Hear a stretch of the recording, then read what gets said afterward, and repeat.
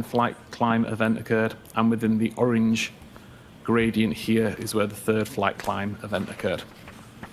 The white circles show the altitude of that particular location according to the topology website.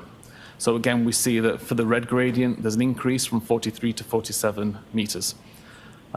Between the green gradient and the green number 2, again, we're going from around 47 to 50 meters. And then with the orange gradient at the bottom, we've gone from around 26 to 28 meters. So fairly consistent with the data that was recorded on the device in terms of altitude information. And I would suggest is the reason that these flight climb events occurred. Mr. Whiffen, there's 3 different times. The first is 12/22/17. At that time, was the Waze data app initiated? It was.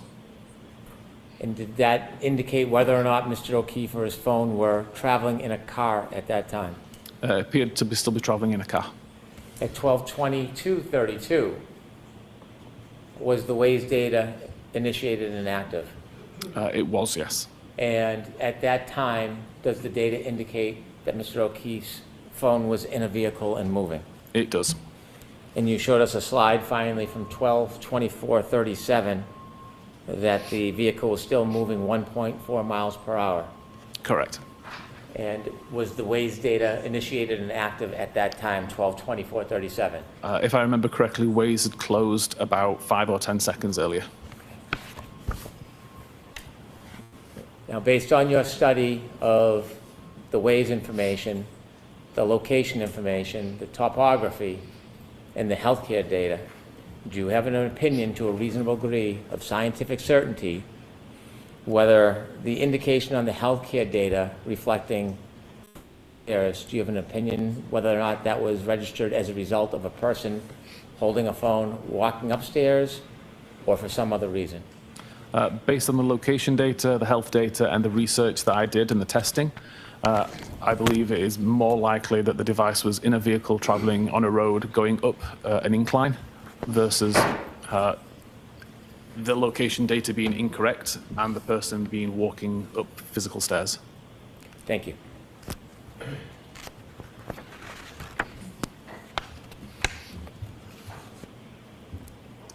You can continue, please. Okay. So I'll address the idea of 3 clocks, which I believe was brought up previously. Let me interrupt. Sorry. Why don't we just explain to the jury how clocks work in an iPhone?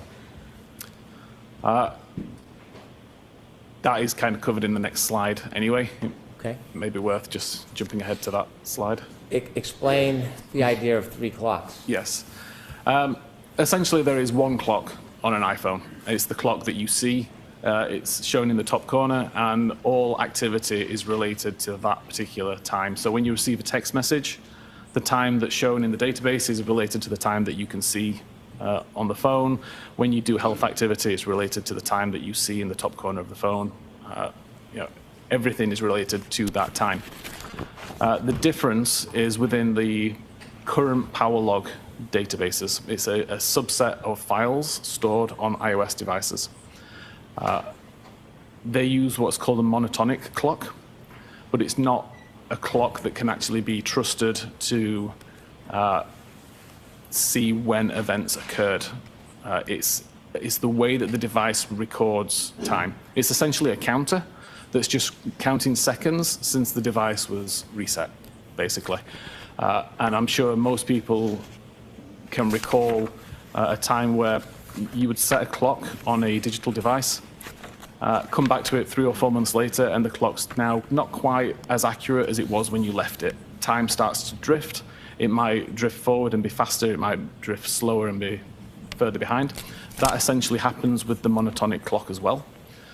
So you have to take the values that the monotonic clock provides and add or subtract different values, which are essentially offsets, in order to get the accurate time. And that's what I'll be displaying in this slide here. The confusion with the idea of 3 clocks, I believe, comes from the way that Magnet Axiom product displays power log data. They show a monotonic date and time, a baseband date and time, and a display date and time within the power log records. As an examiner, it's really good to see this data and understand how the tool is determining these values. As an examiner, it would be really bad to look at these values and think that they are accurate timestamps at face value, because they aren't. And I'll start to talk through how this information works. So the other thing that Axiom shows, as well as the monotonic baseband and display times, is they show the location where this information came from. In this case, we have two tables. One is called PL Springboard Agent Event Forward S block. And that is what this table is here. And you can see we've got an ID number, a timestamp, and a value of locked. But we also show a second table that's involved called PL Storage Operator Event Forward Time Offset. And that's this table at the bottom here. So again, we see there's an ID, a timestamp, baseband, kernel, and system values. These values all need to be read together in order to make sense of the data. So for example, if I take the timestamp that's shown here, the 1643 33687 number, if you treat that as number of seconds since the 1st of January 1970, it's what we call a Unix epoch. That will get you the timestamp of 29th of January 2022 at midnight, 21 minutes and 27 seconds, once you account for the UTC -5 offset. And you'll see that that is the same timestamp that Axiom shows here as the monotonic time, 12/21/27. What we need to then do is take that monotonic time and add it to the baseband value that we see in the time offset table. So now we have a value of 1643 3687.14954, and we add minus 183 point whatever this number is here to get this value. If we treat this value as number of seconds since the 1st of January 1970, then we get a time of 18 minutes and 23 seconds past midnight on January 29th, which is also the time that we show here as the baseband time.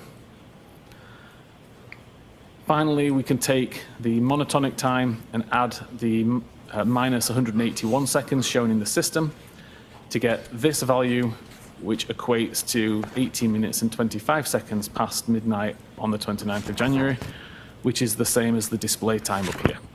So all this is essentially doing is saying that the counter that is built into the iPhone is registered the time of that we see in the top, the monotonic time. This is not necessarily the time that the event happened. You have to offset it with this value here in order to get the actual time that this happened.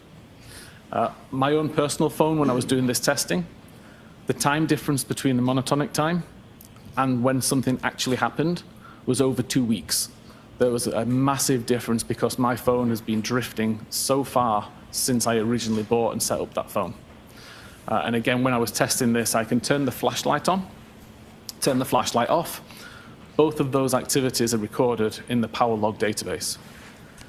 If I just look at the monotonic time, it's off by over 2 weeks. If I do this process to calculate the correct offset, it shows exactly when I turned that flashlight on and when I turned that flashlight off.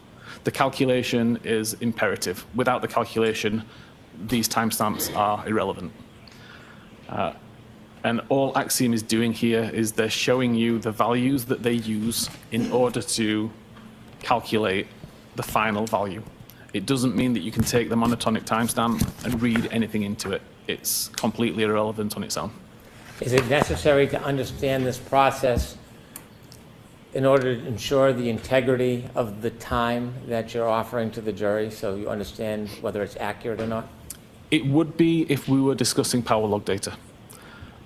Power log data only really encompasses things like battery level, the time and date that it's plugged in, button presses, camera usage, things like that. It doesn't count for location data. It doesn't count for Apple Health data. they both work on the system time. And they both work on the same system time. So they're always going to be aligned. Do you have an opinion to a reasonable degree of scientific certainty as to the accuracy of the location data times and the accuracy of the health data times that you shared with us? They'd be consistent with each other. So to summarize that, there's only really one clock that's in use on an iPhone for recording. The only difference is the monotonic time, which is how power logs record information, but you need to offset the times to figure out when that activity actually happened. And that you only have to offset those times for power log data, not for health, not for location, not for messages or photographs or any other activity like that, purely power log data. Okay. Is there another subject that you looked at, that you analyzed, in order to reach a conclusion about the time and location of John O'Keefe's cell phone over the night of January 29, 2022? Yes, the next one is battery temperature. Can you explain a little bit of background on this before you start Yes. slides? So again, we have a temperature sensor built in within the phone, monitoring for if the battery temperature increases too high and becomes a danger, or if the temperature gets too low and becomes an issue. So it constantly monitors the temperature of the battery and records that information in the Knowledge C database.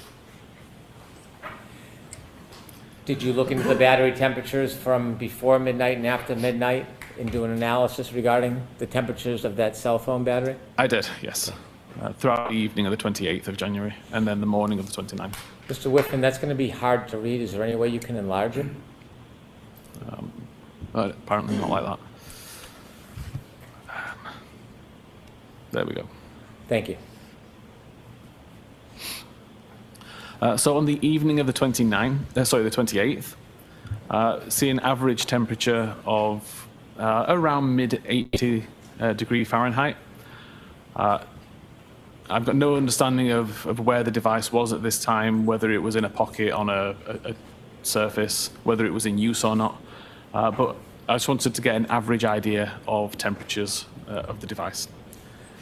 By 13 minutes after midnight, we're still at 82 Fahrenheit. At 22 minutes after midnight, we know from the location data that the device was currently in a car, and we see the temperature has dropped to 77 Fahrenheit. By 37 minutes after midnight, we now know the device is already at Fairview. It's been at Fairview for approximately 12 minutes. And the temperature has continued to drop. It's now 72 Fahrenheit. Mr. Whitman, if I can interrupt you. At 12:37, when the temperature drops to 72 degrees, is that before or after the healthcare data stops for that evening? That's after. Thank you. 45 minutes past, the temperature's dropped to 66 Fahrenheit. 53 minutes past, it's dropped to 61 Fahrenheit. 7 minutes after 1, it's dropped to 55 Fahrenheit. At 1:36, it's dropped to 50. And then we have a large gap in the data, with the next record being made at 6 minutes after 6 a.m., when the temperature is 43 Fahrenheit. Mr. Whitman,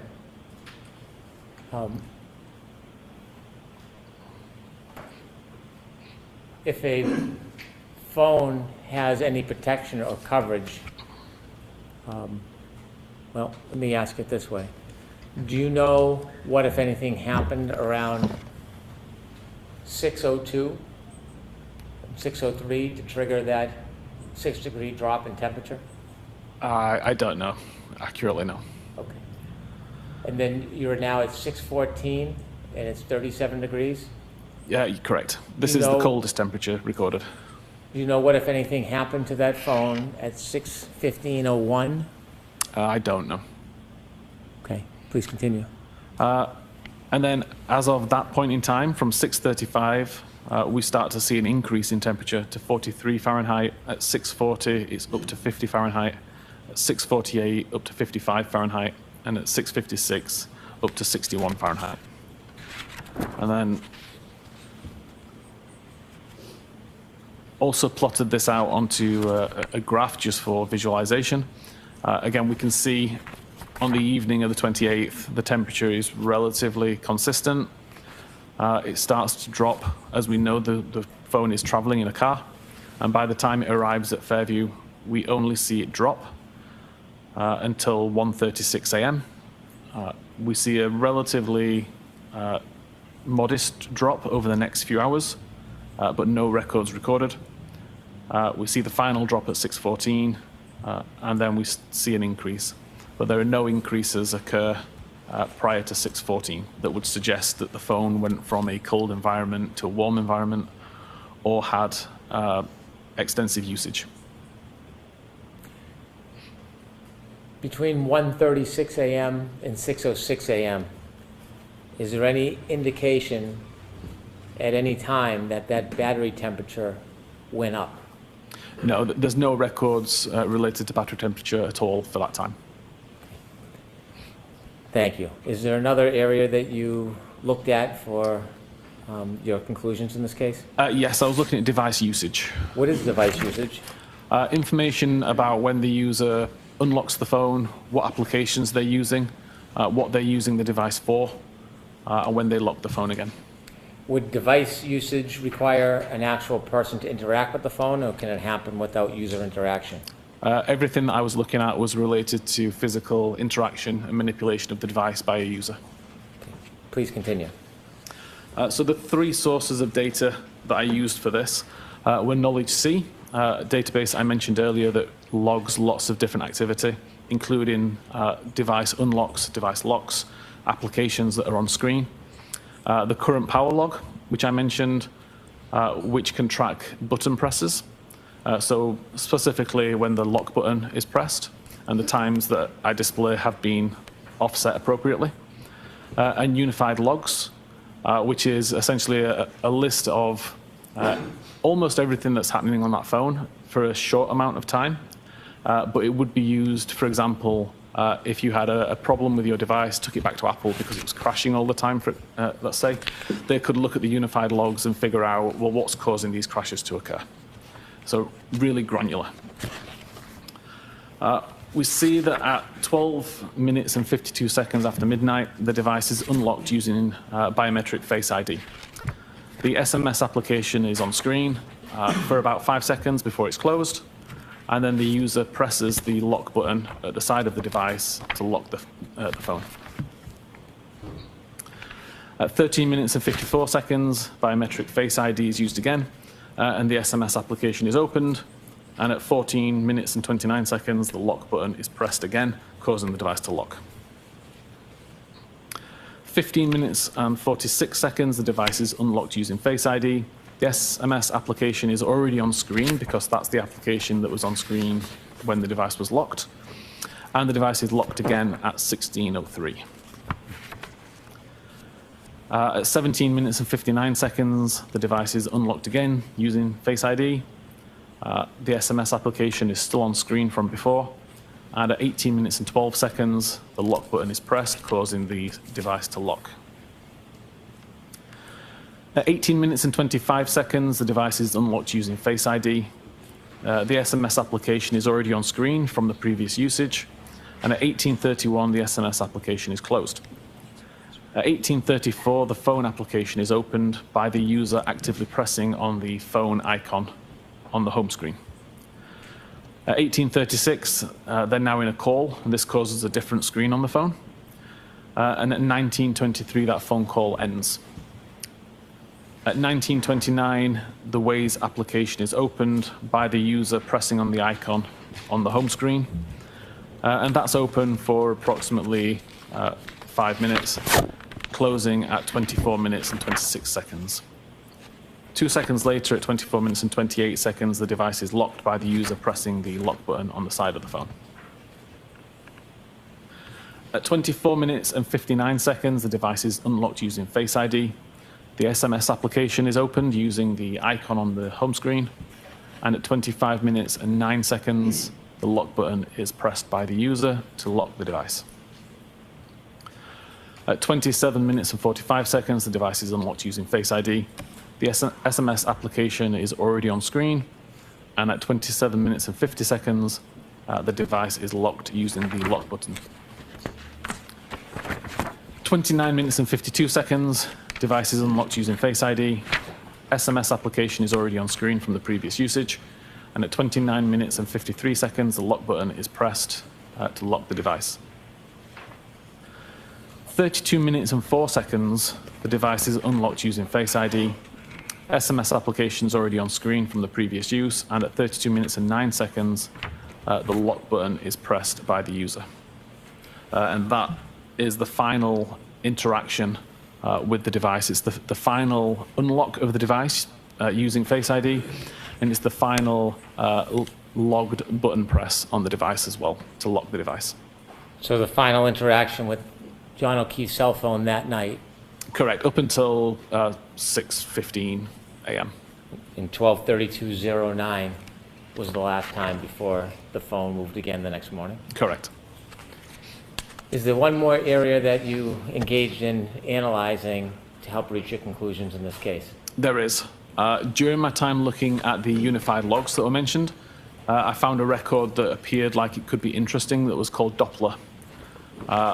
This was the pocket state that I think I mentioned earlier, and it detects when the user takes the phone out of a pocket, or at least removes the item that's blocking the camera. There were hundreds of thousands of records within the unified logs that I was able to filter down to just the Doppler records, and to filter and aggregate down into a more digestible number, which is what's shown here. So again, whenever the device receives a phone call, or whenever the device is picked up in a particular way, the camera activates and it actively looks for a face. If it finds that the camera is blocked, it records the fact that it's in a pocket state. And it will continue to record pocket state until either the obstruction is removed, so the device has been removed from a pocket, or until whatever is calling for the Doppler check to be completed. So for example, if I make a phone call, it will continue to check and look for a face up until the phone call ends, or the ringing ends. So in this case, at 12 minutes and 37 seconds, see a small amount of time where 4 Doppler checks were conducted, and that ended at 12 minutes 37 seconds with a pocket state cleared event. At 12 minutes and 39 seconds, there was a 7.5 second period where 108 Doppler checks were conducted. Again, that ended with a pocket state cleared event at 12 minutes and 46 seconds. At 25 minutes and 8 seconds, there was a single Doppler check that resulted in a pocket state. And at 29 minutes and 37 seconds, for 5.5 seconds roughly, there were 97 Doppler checks. The 97th check resulted in a pocket state cleared event at 29 minutes and 42 seconds.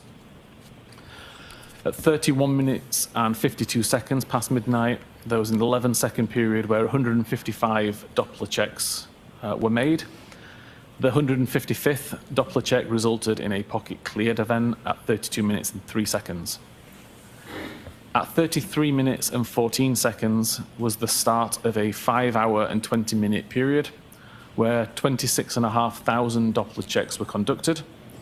Every one of those checks came back to say that it was in a pocket state. There was never a pocket state cleared event during that time. At 2 minutes after 6 a.m. And 41 seconds, there was a 12-minute period and 20 second where 417 Doppler checks were conducted. The 417th Doppler check showed a pocket state cleared event at 6:15:01. Mr. Whiffen, as a result of your analysis of John O'Keefe's cell phone, considering the location data, including Waze data, and considering the healthcare data, the pocket state information, the battery temperature, did you have an opportunity to create a timeline, putting all of these different important pieces of data together so you could show them to the jury in chronological order? I did, yes. Would you share with us now your timeline and explain it for us? Of course. So again, this combines all of the information from the previous slides, just showing it all within a timelined view. So at 18 minutes and 25 seconds, the device is unlocked using Face ID. We see the SMS application is in use. For around 11 seconds, a phone call is made from John to Jennifer McCabe. Phone call lasts 36 seconds, starting at 18 minutes and 47 seconds. That call ends at 19 minutes and 23 seconds, and the mobile phone application is closed at 19 minutes and 24 seconds. At 19 minutes and 29 seconds, the Waze application is loaded on screen. And at 20 minutes and 49 seconds, which is what this location on the side relates to, we see an incoming message from Brian Higgins saying, "You coming here?" At 22 minutes and 14 seconds, this is the start of the 3 flight climb events as the device is driving along Oakdale Road, I believe that one is. At 24 minutes and 26 seconds is when the Waze application is closed and the device is locked via the lock button at 24 minutes and 28 seconds. At 24 minutes and 37 seconds, the three flight climb events comes to an end. And at 24 minutes and 38 seconds is the first record that shows a speed of 0 meters per second. At 24 minutes and 59 seconds, the device is unlocked using Face ID, and the message, "You coming here," is read at 25 minutes and 8 seconds after midnight. At 25 minutes and 9 seconds after midnight, the device is locked using the lock button. At 27 minutes and 33 seconds after midnight, a text message is received from Jen McCabe saying, "Here." At 27 minutes and 45 seconds after midnight, the device is unlocked using Face ID, and the "Here" message that was just received is read at 27 minutes and 48 seconds. At 27 minutes and 50 seconds, the lock button is pressed by the user, causing the device to lock. At 29 minutes and 37 seconds, we start to get some Doppler checks, and at 29 minutes and 42 seconds, the pocket state cleared event is written. At 29 minutes and 44 seconds, there's an incoming call from Jen McCabe. This is answered and lasts for 7 seconds, ending at 29 minutes and 51 seconds. At 29 minutes and 52 seconds, the device is unlocked, and a second later, the lock button is pressed, causing the device to lock again. 31 minutes and 47 seconds after midnight, a message is received again from Jennifer McCabe saying, "Pull behind me." And at 31 minutes and 52 seconds, the Doppler check records a pocket state. At 31 minutes and 56 seconds, we start the health event that shows 36 steps were taken. And at 32 minutes and 3 seconds, there's a pocket state cleared event. At 32 minutes and 4 seconds, the device unlocks with Face ID. And again, I'll point out that makes perfect sense if the Doppler state clears because it's no longer within a pocket, and then it unlocks a second later. That makes sense with the logic that's been identified. At 32 minutes and 5 seconds, messages applications on screen, and the message "Pull behind me" is read. 32 minutes and 9 seconds, the messages application is closed, and the device is locked for the last time. At 32 minutes and 16 seconds, the 36-step health event is ending. At 33 minutes and 14 seconds, we have the first of the 26,500 Doppler state records that all record pocket state. This is followed by several phone calls at 33 minutes and 35 seconds, 34 minutes and 9 seconds, 34 minutes and 38 seconds, 35 minutes and 9 seconds, 35 minutes and 35 seconds, and 36 minutes and 9 seconds. All calls from Karen. Call were all unanswered, and all resulted in pocket state being detected by Doppler. At 36 minutes and 9 seconds, and again at 36 minutes and 40 seconds, 2 more phone calls received from Karen, again showing unanswered calls and resulting in pocket state being recorded by Doppler function. 37 minutes past midnight, battery temperature has dropped to 72 Fahrenheit. And at 37 minutes and 8 seconds, a further phone call, again unanswered, again resulting in a pocket state recorded by Doppler. 37 minutes and 31 seconds, a 3-second voicemail received from Karen. And at 38 minutes and 21 seconds, another incoming call. And at 38 minutes and 26 seconds, another incoming call, both unanswered, both resulting in Doppler pocket state being detected by Doppler. And I've also shown some of the locations that were recorded at around this time by the device. 40 minutes and 31 seconds, a message received from Jennifer McCabe saying, hello. This is the first iMessage or SMS message received by the device, which is unread. This is followed up 2 minutes later, 42 minutes and 9 seconds, by another message from Jennifer McCabe saying, where are you? And at 42 minutes and 35 seconds, there's a 40-second voicemail received from Karen. 43 minutes past midnight, the battery temperature has now dropped to 66 degrees Fahrenheit. At 45 minutes and 53 seconds, another incoming message from Jennifer McCabe saying hello. And again, we can see location data at 53 minutes and 7 seconds, placing the device on the front yard somewhere kind of around the flagpole area. 55 minutes and 31 seconds, a message received from Karen stating, I'm going home. 55 minutes and 50 seconds, a follow-up message saying, see you later. Another location data, this is the location that's shown bottom left. And at 2 minutes past 1 a.m., another message from Karen saying, your kids are cooking alone.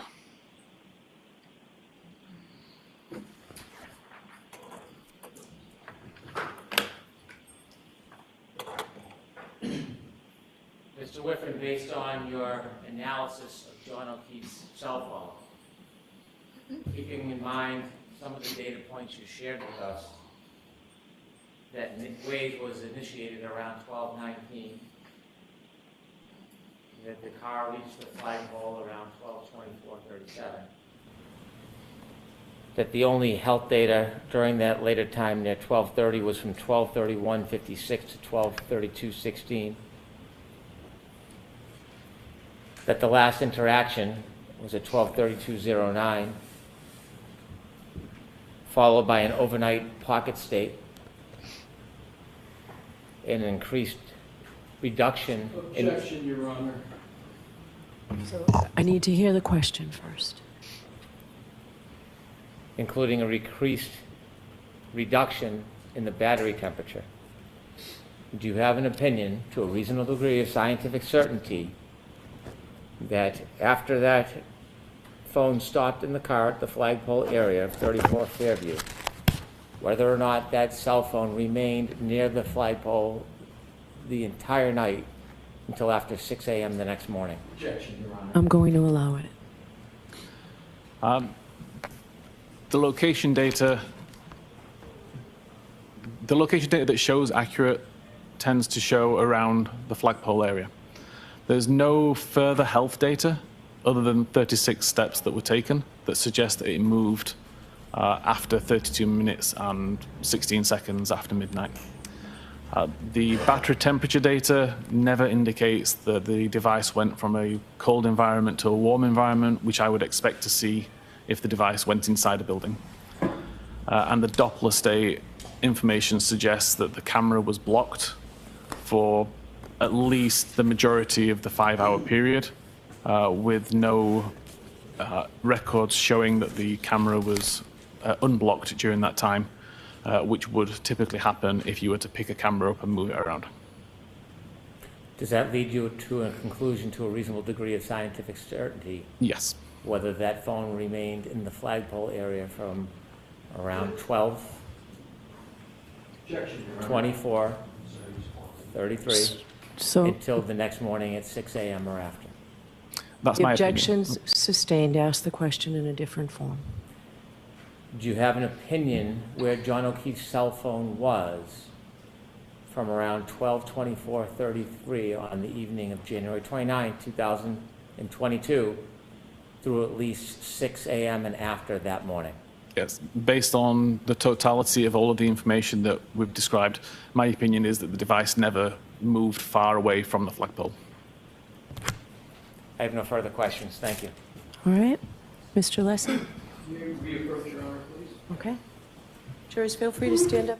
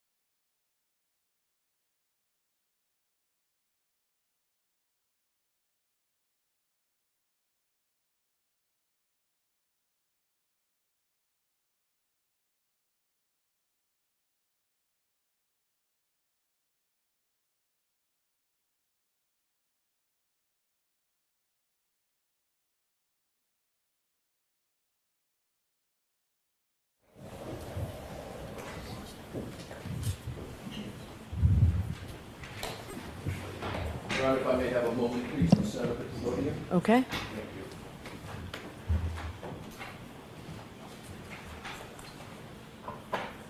Mr. Whiffen, I should have told you you can feel free to stand up and stretch if you want to as well.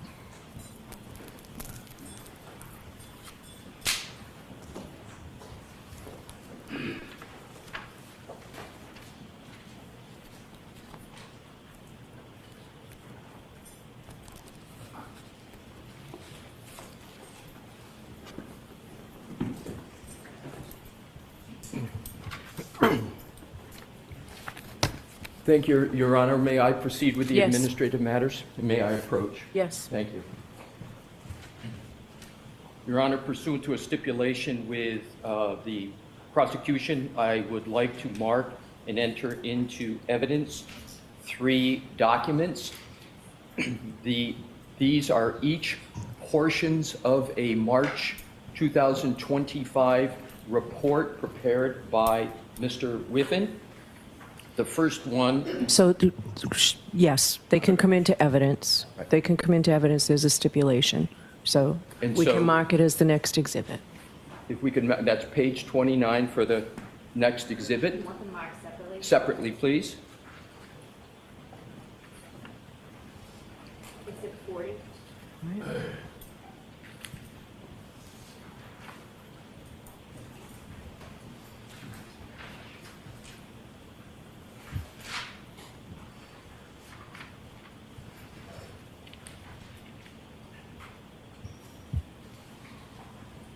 The next exhibit will be pages 77 and 78 of the same report. Okay.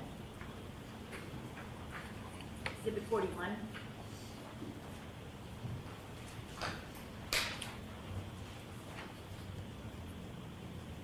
The third and last is page 43 and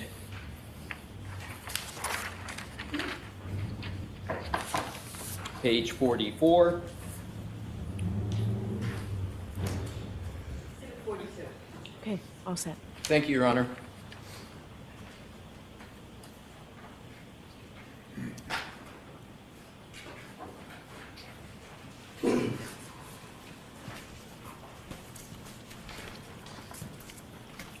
May I, Your Honor? Yes, please.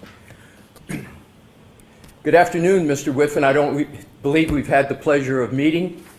Good afternoon. Cell phone data, when correct and when correctly analyzed, can help tell a story of what may have happened under various circumstances, correct? Correct. And in cases like this, literally seconds on cell phone data can be significant, correct? Correct. What I'd like to do is to go back to your PowerPoint presentation and specifically go to the timeline that you had gone through with Mr. Brennan, and rather than repeating everything, there'll be select aspects of the timeline I'm going to reference, and with the court's permission, we will put the timeline back on that's already in evidence. Okay. Thank you. So what I'd like to do is to start with page 70, which we have as 78 of the deck. If you could, Mr. Wolf, go to that.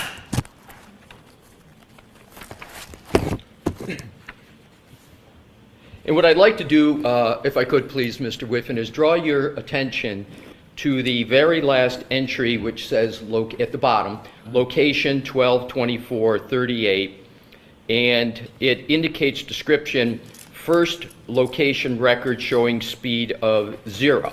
Do you see that, sir? I do.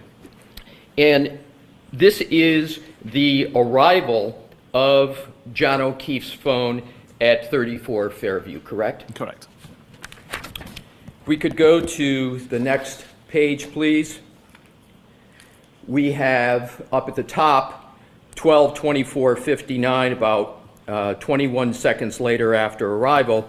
We have device unlock with Face ID, correct? Correct. Is it possible for anyone other than John to unlock that device with Face ID? If a secondary user was set up, Do you have any indication that a second user was set up on John's mobile phone? I never looked at that.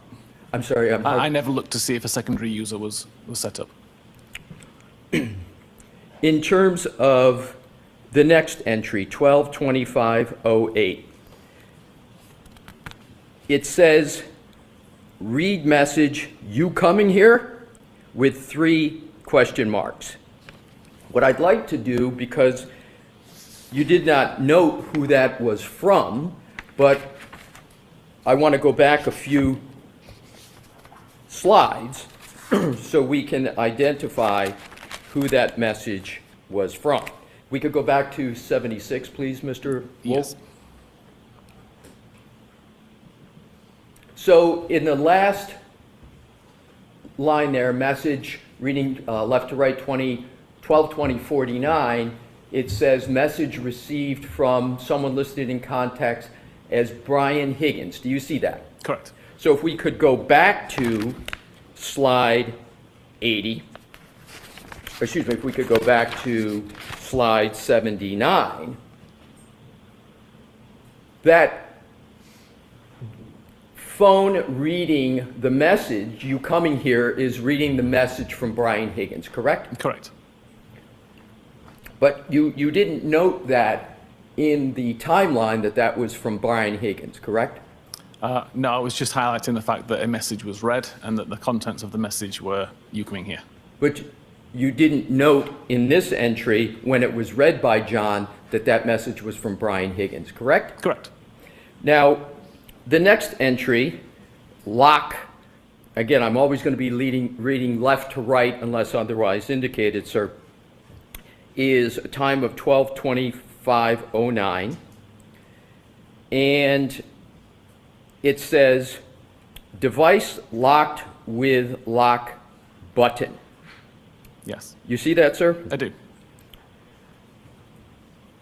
That requires human volitional conduct. In other words, someone has to actually manipulate their phone and hit it, right? Correct.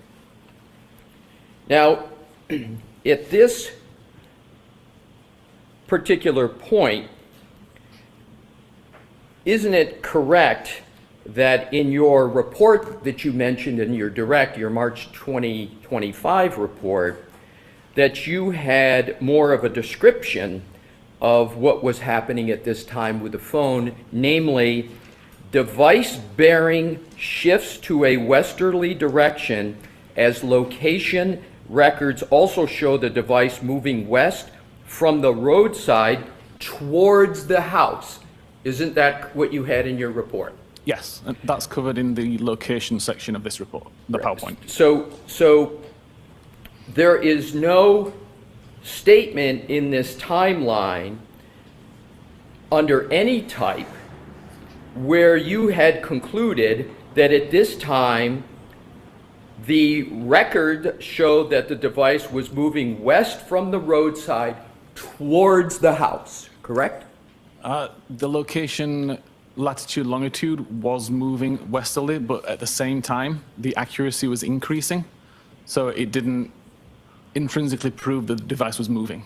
My question, Mr. Whiffen, is straightforward Okay. in this sense, that I'm just looking for an answer of whether on this timeline you included the analysis that you had in your report that the device at this time was moving west from the roadside towards the house. Did you include it in that timeline? No, I left that out of the timeline. Next entry, 2733. That's 12/27/33. You note that there's a message received from Jen McCabe. Here, exclamation point, question mark. You see that, sir? Correct. Now, at this point, you have two people in just 2.5 minutes, Brian Higgins and Jen McCabe, trying to find out if the John is coming to 34 Fairview. Is that a fair conclusion? It appears so. I'll allow it. Is that a fair conclusion? It would appear so, yes. So just because of the colloquy that occurred, I want to repeat the question. Now you have, at this point, at 12/27/33, you have two people, Brian Higgins and Jennifer McCabe, in just 2.5 minutes, trying to find out if John, or the phone, is coming to, or if John is coming to 34 Fairview. Objection. Sustained. Ask it differently, Mr. Lesser. Thank you, Your Honor. Now, at this point, you have two people trying to find out if John is coming to 34 Fairview, correct? Objection. Sustained. Mr. Whiffen, in terms of the information at this stage, there are two communications with Mr. O'Keefe on this phone, and that is, they're trying to find out, excuse me, I'll rephrase it. There are two communications, one from Jennifer McCabe and one from Brian Higgins, correct? Correct. Now let's go to the next deck 80, please, Mr. Wolt. This is 12/27/45, device unlock with Face ID, correct? Correct. And then right under that is 12/27/48. It says read message, which it says here And is it correct that that is the message that was sent by Jennifer McCabe? Correct. I'd just like to point out it says read message, not read message. Read message, thank Yes. you. And that, the fact that Jen McCabe sent that message and that it was read was not indicated in your timeline at this point, correct? Sorry, repeat that question. Yes, you did not, it does not appear in that timeline that you've drafted that that message that was read was from Jennifer McCabe, is it? Correct. Correct. Next entry, 2750, device locked with lock button. Next entry down that, 2937, Doppler pocket state. And I want to be clear. Does Doppler pocket state mean that someone takes an iPhone? Because up above there's read messages we went through on 2748. So if somebody reads the message and then it goes at 2937 into Doppler pocket state, does that mean someone has, for example, put it in their pocket? No. What does it mean that it's a pocket state? So the only times that I was able to cause a pocket state to be recorded is when the camera was blocked and when the device received a phone call or was picked up in a particular way so that the device thinks that you're about to try to use it. If the camera is not blocked from the outset, then nothing's recorded at all. And in order to get the pocket state cleared, the camera must be blocked to begin with. So again, you have to receive a phone call with it in your pocket and remove it in order to get a pocket state cleared. Thank you, because that helped me, because that's exactly where I was going with the next question, which is pocket state cleared. What did you conclude from 2937 to 2942 that it was in pocket state and then pocket state cleared? There was some activity on the device that caused the pocket state to be checked. The device was in a pocket state up until 2942 when whatever was obstructing the camera was removed. Next entry is a call at 12:29:44. And that, you state, is an incoming call from Jen McCabe, so there you do indicate the name. And you say answered 7 seconds, correct? Correct. Is the phone at this time that there's an incoming call from Jen McCabe that is answered out in front of 34 Fairview? Yes, it would be according to the location data. Right. So now we have at 12:29:44, the phone's out in front of 34 Fairview. There's an incoming call from Jen McCabe. It's answered. 7 seconds is how long the duration of the call was. Is that correct? Correct. And then 12:29:51, incoming call ends, and that's end of that 7-second duration. Correct. So you've concluded that this was a call that was indeed answered by the user of the phone, correct? Correct. Now let's go to Mr. Wolk 81, which is starting up at the top of 12:31:47. There is, as you indicate, an iMessage received from someone with a contact named Jen McCabe. You see that, sir? I do. Can you just state for the jury what an iMessage is? An iMessage is essentially a text message sent primarily from iPhone to iPhone via the Apple servers, not like an SMS message which goes through carriers. And is it correct that the message that was received from Jen McCabe said, from a contact of Jen McCabe, says, "Pull behind me"? Correct. And then at 12:31:52, we're back to Doppler pocket state, correct? Correct. Now let's go to the next entry, which is Deck 82. It's under health type. And what I want to do is see if we can clarify. The Commonwealth on direct examination, and multiple times referred to this as healthcare data. Do you remember hearing that healthcare data term? I do. Is that a correct term? Is it healthcare data or is it health data? It's health data. So it's incorrect to refer to this as healthcare data, correct? Healthcare data is encompassed within Apple Health, but primarily if we're talking about steps being taken, it would just be health data. Right, so the correct parlance is health data, Yes. correct? Particularly when we're getting to steps, is that correct? Correct. It's important to be precise about the parlance. Yes. So in this entry, 123156, you state that there's the start of health event, quote, 36 steps / 25 meters, correct? Correct. Is it accurate to say that because we're in the United States and we don't work on the metric system, that 25 meters is about 84 feet? Are you able to make that calculation? It's approximately that, yeah. Right. Would you accept approximately I 84 accept. feet? So as we discuss meters, we can go to feet and Yes. about 84 I would accept feet. approximately 3 times 25. Right. But So,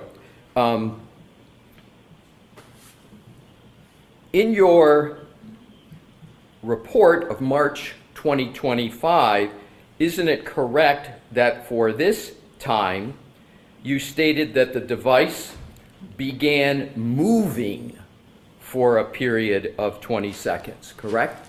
yes. So, again, your conclusion from your analysis is with these 36 steps, the device at this point began moving. Correct? Yes, correct. Next entry. 123203. Pocket state cleared. Correct? Correct. So does that mean that there's some human activity going on, interaction with the phone, or not? It could have been a received phone call. It could have been movement of the phone to be lifted. But something has happened. But something's correct? happened, yeah. Next, 123204, device unlocked with Face ID, correct? Correct. And then at 123205, it states application focus messages.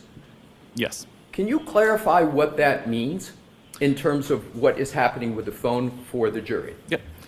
So at 32 minutes and 5 seconds, the messages application was in focus on screen. So it was the application that was being used by the user at that time.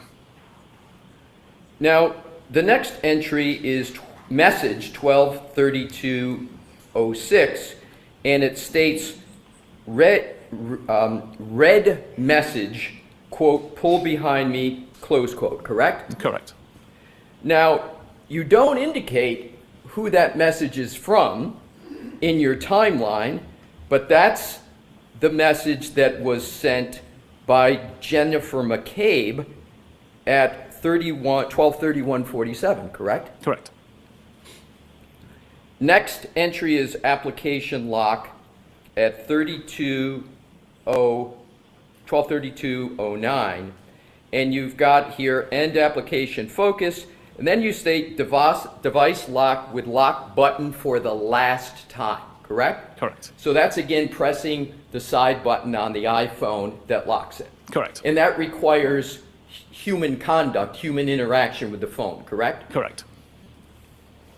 And then the next entry under health data at 123216, that is 7 seconds after the lock. It's the end of the health event of 36 steps, 25 meters, and as we agreed, approximately 84 feet, correct? Correct. So, in terms of the steps,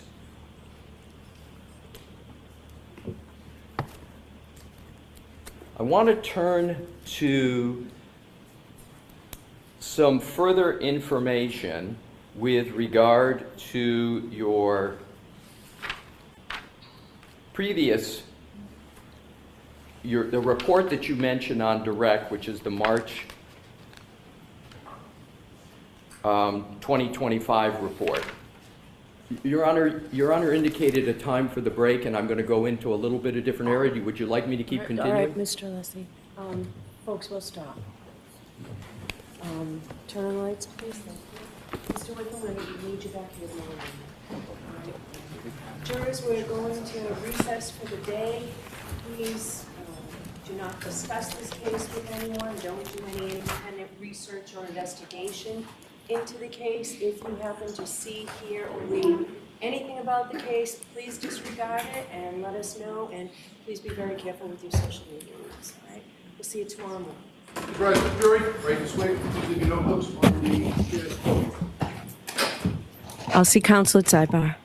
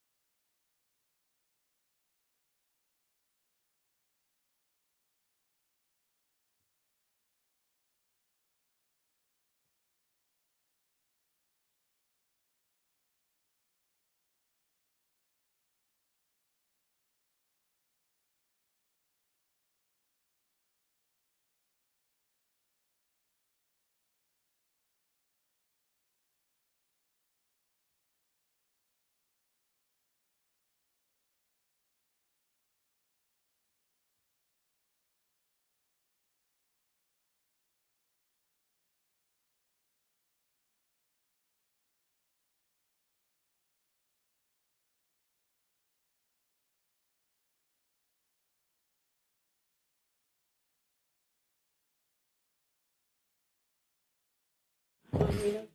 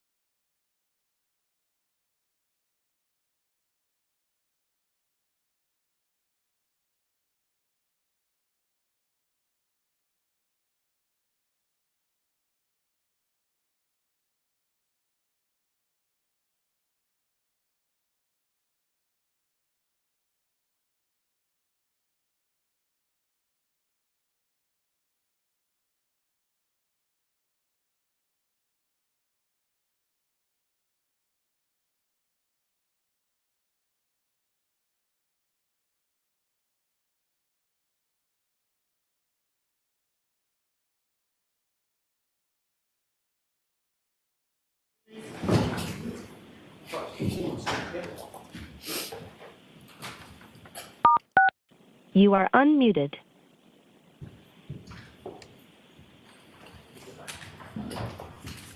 Thank you. The back of session, you may be seated. Why, Margaret?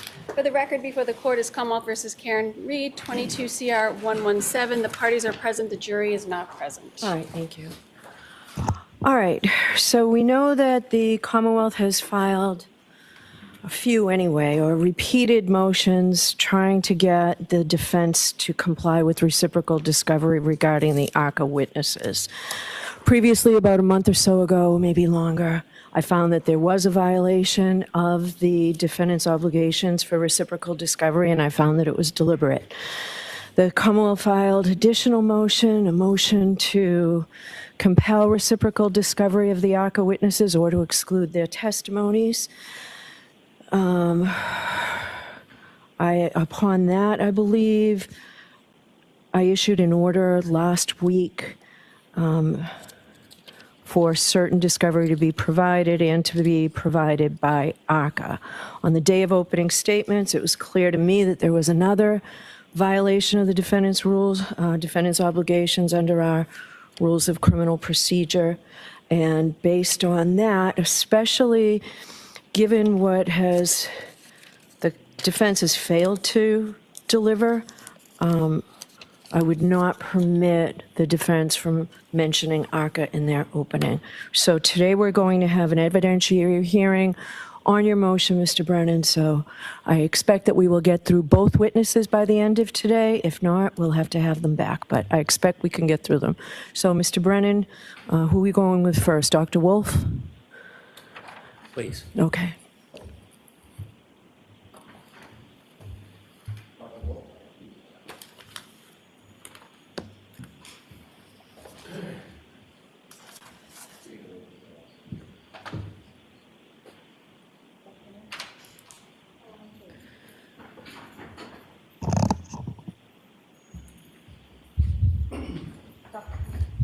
set. You're going to face the clerk and raise your right hand, please. You solemnly swear that the testimony you shall give to the court in the matter now in hearing shall be the truth, the whole truth, and nothing but the truth, so help you God. Yes. Thank you. Unanimous. All right, go right ahead, Mr. Thank you. Chairman. Good afternoon, Doctor. Good afternoon. Did you become aware there was an order from this court to produce records? Yes. Did you receive a copy of that order? Yes. Who did you receive a copy of that So order? we need Dr. Wolf to identify himself. Please identify yourself for the record. Spell your last name. Daniel Wolf, last name spelled W-O-L-F-E. Who did you receive that order from? I believe it was in an email forwarded from Miss Little. Did you read it? Yes. Did you understand that there was a request for certain communications? Yes. Did you understand that you were supposed to turn those records over to the Superior Court? Yes. Did you turn records over to the Superior Court? I provided a copy of that production notice to Miss Little. Did you provide the records to the Superior Court? I didn't directly email that to the court, no. Did you indirectly email it to the court? It was my understanding that it would be passed along to the court. So you did not, pursuant to the order, provide the records to the Superior Court, did you? Not directly to the court, no. When you read the order, you understood what the order was requiring you to provide, correct? Correct. It was requiring you to provide all text messages. Yes. Did you provide all text messages? I don't have any in my possession. Did you look for any text messages that are not in your possession about this case? Yes. Okay, did you find any? No, sir. What did you do to look? So I went through the phone that I presently have, and as I informed Ms. Little, last year I was under T-Mobile, was my carrier. Subsequent to that, I then switched to Verizon in, I believe it was November. So I made an effort to contact T-Mobile as well as get access to my T-Mobile account hub. Unfortunately, I was unable to get access to it or get any records prior to, or at least from my T-Mobile carrier. Then I went through my Verizon records that I have from 2025. That was, I could only go back 3 months, and I provided those records. How about emails? You didn't change email carriers, did you? No, sir. Did you provide all your emails from when you first were contacted by the defense? Yes, sir. And you provided every one of those emails to who? It would have been in the file that I put together for the production. How many emails did you find between you and the defense? I'd have to look at the order, but it was probably 6 to, are you talking about present day or just from last year? Anytime. It was probably around a dozen or so. Who did you correspond with by email on the defense? Again, can you specify a time frame? At any time, who did you correspond with by email on the defense? It would have been Mr. Jackson. Miss Little might have been on one of those emails. There might have been a couple other members. I don't remember off the top of my head. Well, how about Miss Reed? I don't believe she was on any of those emails. You've never emailed or been on a correspondence with her by email? No, sir. And how about Mr. Yannetti? He may have been on one of the emails. I don't know as I sit here today. You communicated by phone with the defense, didn't you? Yes. And that began as far back as March 2024? After our report was issued, yes, in March. Back in March of 2024, you spoke on the phone to Mr. Jackson Yes, sir. a number of times? Yes, sir. And as you spoke, you began to become familiar with him and his role in this case, didn't you? We corresponded about, again, our expected testimony here at trial, yes. I'll ask it again. Did you become familiar with him and his role in this case when you spoke to him? I understood him to be the defense attorney on the case, yes. Did you speak to Miss Little by phone? I don't believe so, no. Did you speak to anybody but... Hold on 1 second, please.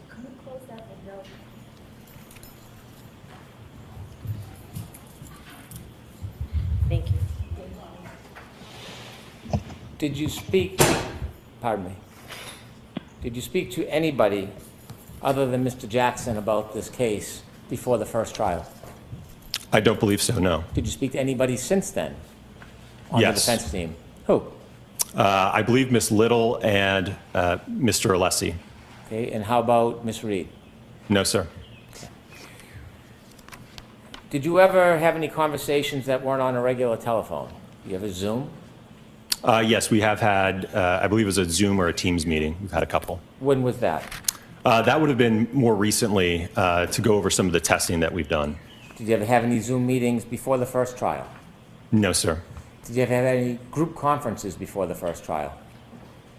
I don't believe so, no. Were you ever on the phone before the first trial in a conversation where you and Dr. Rentschler both were on the call? There may have been an instance of that. I just don't recall. Well, think back. I don't recall. At some point, you were contacted by Mr. Jackson and you decided or you learned that you may be part of this case as far as a witness? Yes, sir. When you learned you were part of this case, did you have contact with Mr. Jackson before you testified at the voir dire? Did I have communications with him? Yes. Yes. And in those communications, you spoke about your role? I think we spoke about logistics and coordinating my arrival here for the voir dire and certainly the trial. Well, when you spoke on March 20th, 2024, didn't you talk about more than coordination of logistics? I'm sorry, what was the date? March 20th, 2024? So I believe that would have been the very first phone call that I had with Mr. Jackson. Right. Was that more than about logistics? Well, I think we were trying to figure out what should we do. I will note that this was a very abnormal situation for me, being involved in a federal investigation and then ultimately being called as a witness. No. Well, I'm trying to answer your question. But you're not. Did you talk about more than logistics? So are you finished with your answer, Dr. Wolf, or are you still answering? I was still trying to answer. Go ahead, finish. Thank you. So as I mentioned, again, the situation was abnormal. I didn't know if we could get involved. I didn't think Mr. Jackson knew we could get involved. In terms of a path forward, would we be able to do more work? Could we review additional material? How could we work together moving forward? There was a lot of unknowns, so there was a lot of uncertainty. You done? Yes, sir. Did you talk about more than just logistics? No, sir. Did you talk about fees or structures? I described to him our typical procedure when we intake a criminal defense case, right? There's typically a contract and retainer associated with that. So I described our normal procedure that takes place, yes. So you talked about fees and scheduling and costs, what you charge. I did talk about, yes, the contract and the retention letter. When you talked about that contract, there was a discussion, wasn't there, about them hiring you, paying you, or retaining you? Potentially. Again, I prescribed our standard procedure. Why was it you were talking about fees and schedules if you didn't think that you were potentially going to get hired? Again, I prescribed our normal operating procedure. I had no idea how it was going to work moving forward, which is why ultimately, immediately after that phone call, I contacted the Department of Justice to get clarification on that. We'll get to that, but I'm asking you specifically, why were you talking about fees and scheduling and being paid at that point? Objection, Your Honor. I'm going to allow it. Again, because Mr. Jackson was interested, I believe, in calling us to testify at trial. So I explained to us the normal process. When a client reaches out and wants to engage us for trial testimony, that's typically, again, the procedure that we prescribe at ARCA. So that's why I had that explanation to him. So you were talking to him about details about potentially being hired. Isn't that fair to say? I don't know about being hired. I think, again, him utilizing us in the trial as expert witnesses. Well, what's the difference between him utilizing you and paying you for that utilization and him actually hiring you? What's the difference in your mind? Well, I think there is a difference because ultimately, after I got clarification from the Department of Justice, they indicated that they could not, the defense that is, sign any type of contract. There could not be any type of agreement or retainer. I'm not asking what you determined later. I'm talking about the conversation you had on March 20th, 2022, when you were speaking to Attorney Jackson. That's what I'm talking about, okay? Understand? I don't know that I understand your question then. Okay.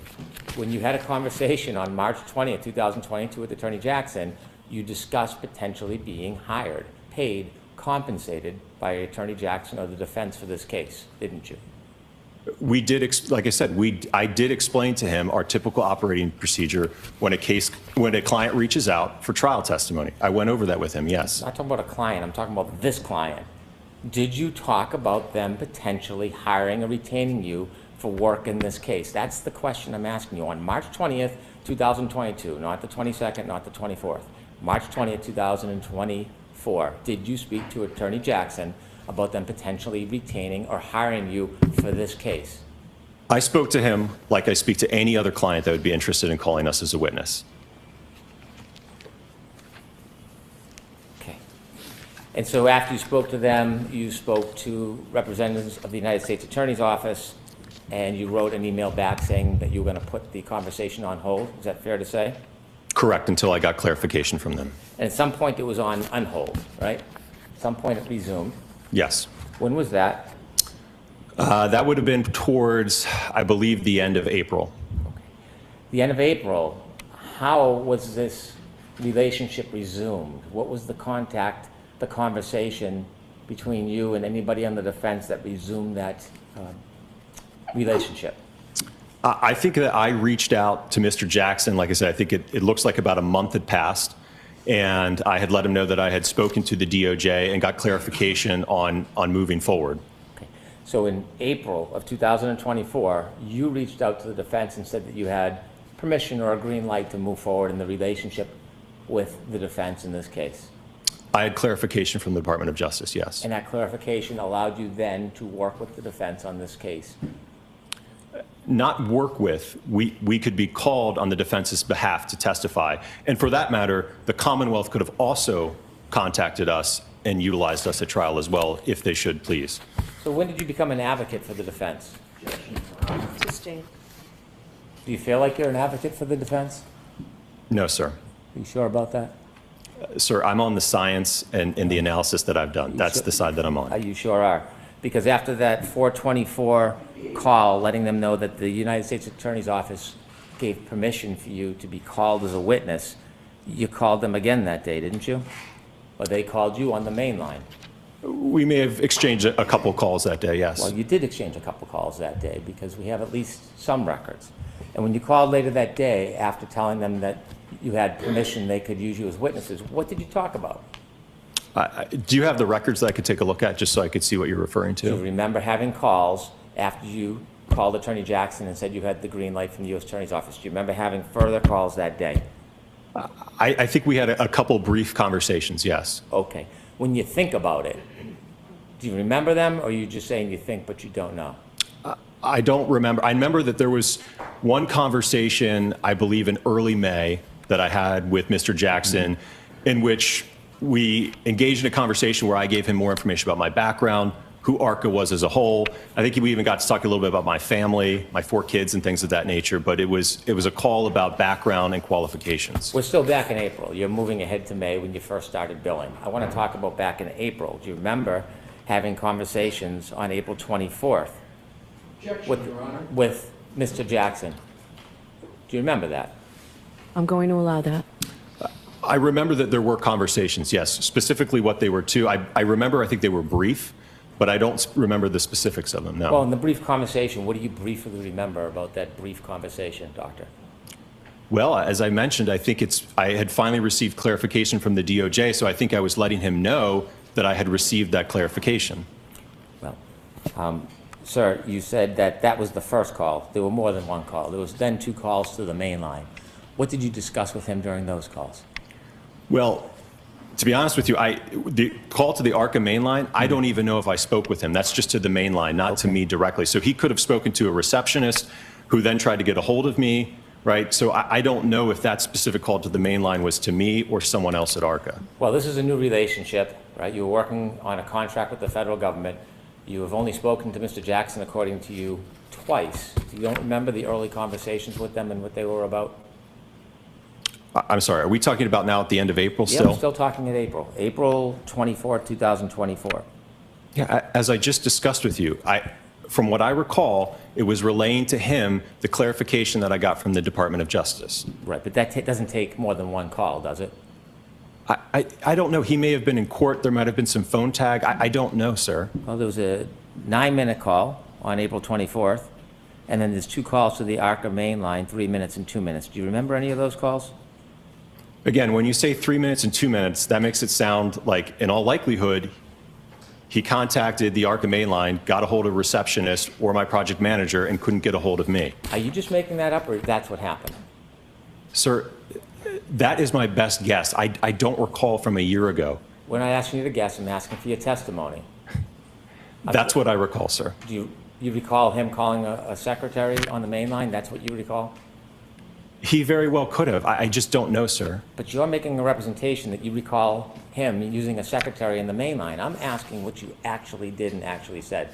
Do you remember speaking to Mr. Jackson, Mr. Jackson or anybody on the defense team after that initial call back on April 24, 2024? Do you remember those 2 phone calls? Objection, Your Honor. So let's get an answer. I don't remember those phone calls specifically, no, sir. Next Do you question. remember the phone call on April 30th, 2024? Do you remember that one? I don't remember that call, sir. Okay.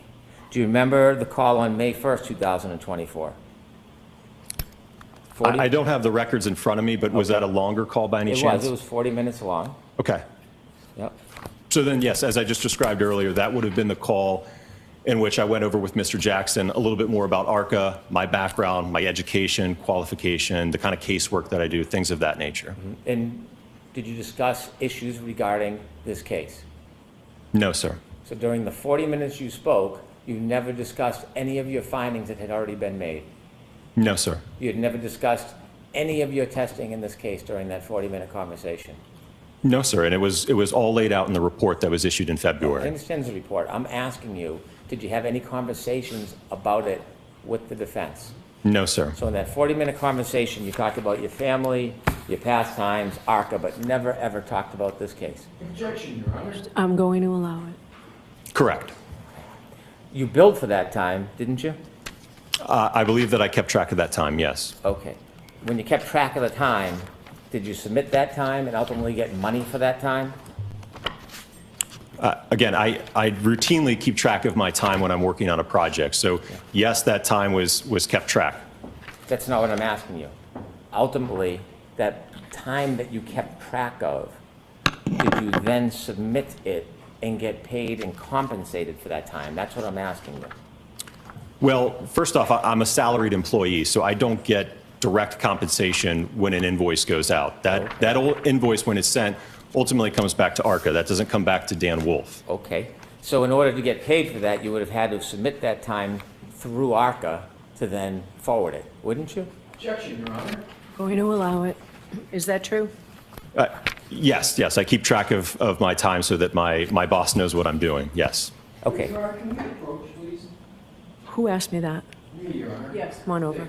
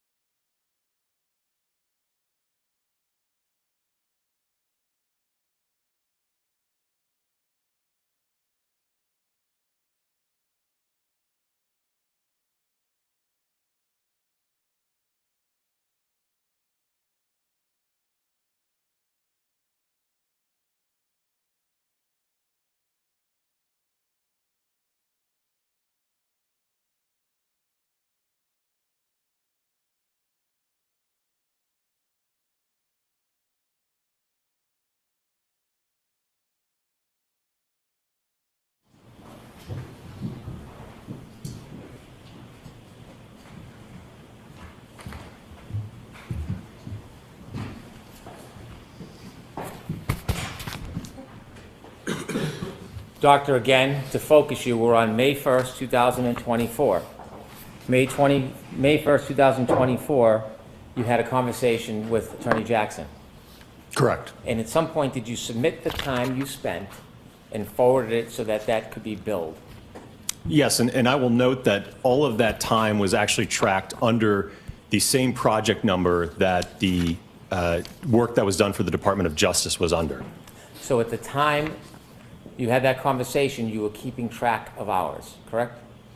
Something I routinely do, yes. And do you know who ultimately paid that bill for that day, May 1st, 2024? I know now that it was the defense, yes. Okay. Now, when you billed, did you bill for the entire conversation? I don't know. You said most of the conversation was background, talking about ARCA, talking about your families? Yes. Right. Do you typically bill clients when you're spending time talking about families? Again, that wasn't the entirety of the conversation. I think you just briefly asked me about my family. Oh, now it's brief. Okay. All right. Objection, Your Honor. No comments, please. Do you typically charge when you're talking about non-related work matters in your billing? Sir, I think the majority of that phone call was related to, again, work-related topics. Work-related, it took that much time to talk about ARCA? And my background, certainly. Yeah, okay. And how much was the majority? Sir, I don't know that I can parse it out in individual segments or minutes for you. Mm-hmm. And so after that May 1st conversation, did you communicate with the defense before June 9, 2024? I don't believe so. I think from what I recall, next up was, I think, the voir dire. Either Alan, I think Alan contacted me letting me know that the court wanted to do a voir dire of myself and Dr. Rentschler. And you mean Alan, you mean Attorney Jackson? Yes, sir. Okay, so you became friendly. I guess first name basis, is that what you're referring to? No, I'm saying, did you become friendly? No, I wouldn't say that we were friends. I didn't ask if you were friends. I said, did you become friendly? I talked to him like I talked to all of the attorneys that I work with, sir. What would you call me if you were going to address me? Probably Mr. Brennan. Yeah. So, do you remember the next time you spoke to Alan? As I mentioned, it probably would have been sometime in early or mid-June. Going into June, you were keeping track of all your communications with Attorney Jackson or anybody from the defense, weren't you? I don't know if you mean, what do you mean by keeping track? Well, do you have a folder where you make notes when you have communications with an attorney and discuss issues? No, sir. You don't make notes? Not for brief phone calls, no. For your billing, do you save phone records or text messages so you have some collateral evidence about the billing? No, not when it's things about, again, logistics and traveling and scheduling, no, sir. And by the way, when you put together your phone records and text messages that you sent to the court in response to the court order, did you have actual records? What do you mean in terms of actual records? Well, I see like a summary chart that was developed. Who developed that summary chart? So that was, again, as I mentioned earlier, I was unfortunately unable to pull anything from T-Mobile. I just could not get access. Then what I did is I logged into my personal Verizon phone records, and I was able to go back for 3 months. I couldn't get back to December, and then I downloaded the spreadsheets, and I extracted those rows and provided that. Did you provide the actual records or just the spreadsheet? Well, I provided the spreadsheet, which was pulled from the records. I would have had to redact a lot of phone numbers if I was to put in the full extraction, if you will. So you didn't provide the full extraction? I provided the full extraction as it relates to all of the contact between myself and Mr. Jackson and Miss Little. Did you ever delete texts? From last year? Yes. Yes. After you had text messages with the defense, did you delete those texts? Yeah, after the trial concluded, I mean, that's something I routinely do. I'm not going to keep texts from Mr. Jackson, especially now that we're past a year. I would have no reason to keep those, sir. I'm not asking for the excuse. I'm asking if you did it. Did you delete texts? Again, it's something that I typically do. I communicate with attorneys all the time, whether it's for trial or inspections. I don't have a habit of keeping a text chain about scheduling or meeting or, hey, can we meet at this time or show up here. I just don't have a habit of keeping that type of text. So he's not my friend, sir. So you didn't delete texts? I think I just told you that, yes, I did delete the No, text. you didn't tell me, but you just did now. Thank you. Objection, Your Honor. So next question, no Okay. comments, Mr. Maloney. How many texts did you delete in communications with the defense? I don't know the number, sir. You don't know the numbers? I don't have the text. So you're asking me over a year ago almost about text messages. I don't recall how many there were. All right, was there 10, 100, 1,000? How many were there? Of ones that I sent? No, not just what you sent, either way, back and forth. Probably, I don't know, maybe around 100 or so.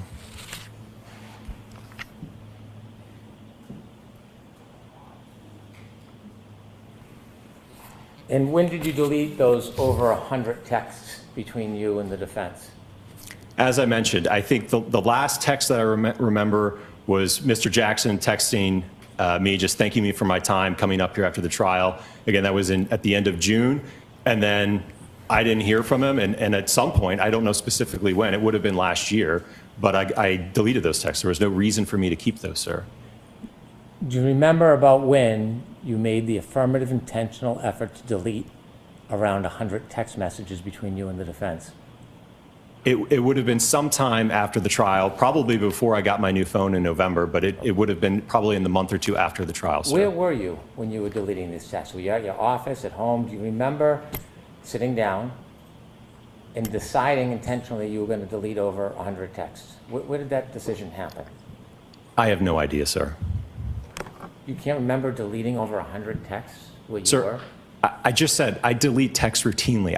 You're asking me to specifically give you a location and a time when I deleted those? I don't recall that. You said it was after the trial. Yes. And out of the 100 texts or so, who were you texting on the defense team? I believe it would have just been Mr. Jackson on that. Did you ever communicate by any other means, like signal or an application? During the time of the trial? Anytime. Yes, sir. With the defense? Yes. Is it typical for a biomechanical engineer to use an application like Signal to talk to an attorney on a case? Sure. You know the benefit of Signal, don't you? I mean, it's a messaging platform, yes. Well, it's an encrypted app, isn't it? What was that? Encrypted? I don't know, sir. It keeps no record of the communication when you use an application like Signal, does it? I don't know, sir. Well, you used it. Did you have it on your phone that you were using it with other people? No, I don't believe so. So the only time that you use Signal in your career is when you were dealing with this defense team? Yes, it was earlier this year. Mr. Jackson had communicated with me, indicating that it was his preferred method of communication. So yes, we did exchange some messages on Signal. But this was at no point in time during the first trial. Using the Signal app, was that your suggestion? No, again, I think it was Mr. Jackson that said it was his preferred method. Is that standard in your industry to use Signal when you're talking to clients? I don't know that there's a standard out there, sir. I'm asking about your standard. Is it your standard to use an encrypted app when you're talking to attorneys?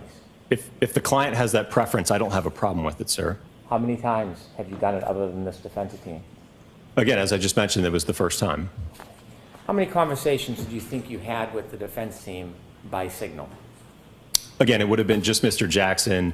And like I said, it was really, I think, just in the month of March of this year, but it was brief. I know that I think we exchanged a couple phone calls, and I remember the call quality was terrible, so we really didn't use it that much. Okay, you're saying a lot of things. You're saying you think. I want to know your best memory. I don't want you to think. If you don't know, you don't know. How many times did you use Signal with the defense to talk about this case? Objection, Your Honor. Going to allow it. From what I recall, it was probably a handful of times. When you say if what you recall, are you purposely being vague in case there's records, or do you not remember? I don't remember, sir. As you mentioned, it doesn't keep a log of it, so I just don't recall. Well, you don't have to rely on a log. You can rely on your actual memory. Right, I'm telling you that I didn't keep track of it, so I don't know the specific number. How many times do you think you talked by Signal? As I just mentioned, I think it was a handful of times. I don't know what a handful means. Probably 4 to 5. Well, was it 4 or was it 5? It was probably 4 to 5. It's the best estimate I can give you. How long were the conversations on Signal, the 4 to 5 times? I think they were pretty brief. I'd say probably around 5 minutes or so. You think each one was 5 minutes? Probably 5 minutes, Were you yes. putting it on a timer? Each one had to be a maximum of 5 minutes? No, I'm just giving you my best estimate, sir. How certain are you that the Signal calls were 4 to 5 minutes? Again, I just told you I'm providing my best estimate. How confident are you the times were between 4 and 5 minutes? That's the best answer I can give you, sir. I'm giving you my best estimate. I'm asking you how confident you are. Objection, Your Honor. Can you answer that? How confident are you, Dr. Wolf? I can't answer that any more specifically. Okay, When next you were question. required by court order to provide all of the records to Your Honor, you knew that one of the important things you need to respond to were communications between you and the defense for Her Honor to consider, right? Yes, Okay. And Signal is a communication, isn't it? certainly. You looked at all your records and you knew it listed the text messages and the phone calls. You knew that, right? Yes, You knew that was going to be a representation that you were making to the court about your communications with the defense. You understood that, didn't you? yes, sir. And you wouldn't want to mislead the court, would you? No, which is why I told you. I asked. You didn't put anywhere in your response to the court order that there were communications beyond text messages and phone calls. You never, ever alerted the court or anybody to that, did you? Again, because I have no record of it. I have no way of being able to tell when those took place or how many there were. The question I asked you is when you responded to the court order to provide all communications, and you responded by offering text messages and you responded by listing phone calls, you knew that your Signal calls were communications, didn't you? I provide everything that I had in my possession, sir. That's not what I'm asking you. You knew the Signal calls were communications, didn't you? Yes, Okay. And you never informed in your response that there were phone calls through Signal as part of your communications, did you? again, because I didn't have any record like I do with the Verizon entries as well as the emails. I could not, there's nothing I had in my possession, sir. You've read this court order, haven't you? Yes. Did you understand when the court was looking for all communications, it meant all communications? And I've provided everything that I have in my possession, sir. During those 4 to 5 Signal communications, did any of these occur before the end of the last trial? I'm sorry, can you repeat that? Did any of these Signal communications happen before the end of the last trial? No, like I said, they were all this year. You sure about that? Yes. Now, at some point, did the defense send you a retainer agreement? For this year? Nope. Or- Prior to the end of the last trial, did you ever get a retainer agreement? No, there was no contract and retainer for the Not first that there trial. wasn't a contract. Did you ever receive a retainer agreement? No, I don't believe so. When you came out to the last voir dire in the last trial, did you have an agreement with any entity that was going to pay for your costs? No, sir. So you had no agreement that you were going to be refunded or compensated for your costs? No. Did you have any agreement that you were going to be compensated for your time? No. So when you were asked to come out and testify in this case, tell me, did you think that the defense was going to compensate you for the costs of you coming out here? I had no idea who was ultimately going to pay the invoice, if an invoice was even sent. Did you think that you were coming out here to testify for free? Again, I don't know who was going to pay the bill. I'm not.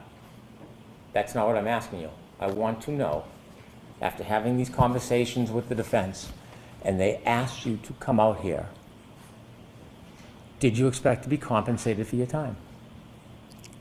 Again, I'm a salaried employee, so it doesn't matter to me. I'm sure my boss would like us to get paid, but no, I did not know ultimately who would pay an invoice if an invoice was sent after the trial. Well, you were keeping track of your billing, weren't you? I was keeping track of my time, yes. And you kept track of your costs, didn't you? The company does that, yes. Did you? Again, I enter my time so that the company can keep track of my time, yes. When you came out here and made travel arrangements, did you have any conversations with anybody from the defense? About the travel arrangements? Yes. Yes. And as far as the travel arrangements, who on the defense was trying to help you with travel arrangements? I believe it was Mr. Jackson. Was there other people, associates, colleagues that were helping you as well?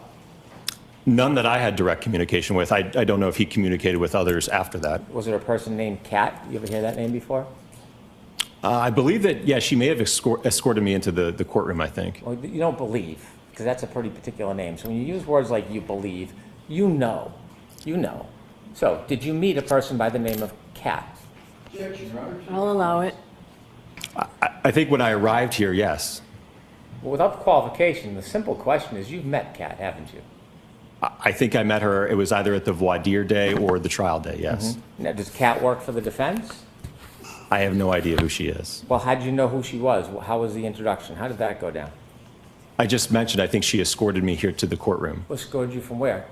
I think I drove here and I arrived, I believe, in the church parking lot across the street, and I think she walked me over, and then ultimately when I was done, I think she walked me back to the lot. Did you have conversations with anybody for the defense about how you'd get here and why it is in particular you would park at the church parking lot?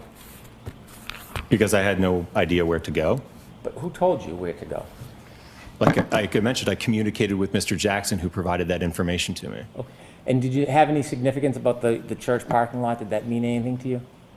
No, he had just indicated, I think, that they had reserved it, and it was a spot that I could park my vehicle. Okay. And when you got there, did you meet with anybody from the defense? I can't recall if they were standing out there and we walked in together. I don't recall. Well, I'm asking if you've met them, not whether you walked in together. I'll ask it again. When you arrived after these plans were made, did you meet with the defense before you came into court? On the voir dire day, I don't believe, I can't recall if the defense was out there. I think on the day of trial, I think I met Mr. Jackson and maybe a couple other members of the defense team. Well, when you say you think, this was a pretty remarkable event coming to this trial, wasn't it? Objection, Your Honor. I'm going to allow it. It's a pretty remarkable event, this trial, wasn't it? It's unique, yes. Yeah, it's unique. And so when you came here, having had all these conversations with Attorney Jackson, you don't remember if you met him before you came in for voir dire or came in for trial? You don't remember if you met him? Well, like I said, I think for the voir dire, I think he was already, I believe, in the courthouse. So I think the first time I actually shook his hand and met him was the day of the trial, if I'm not mistaken. Okay. And tell me, is that near the church parking lot that you met with them? I'm sorry, what was your question? Was it near the church parking lot where you met with them? Yes. Okay. You shook his hand. This is meeting face to face, right? Yes. Yes? Yes. Did you have a conversation about the case?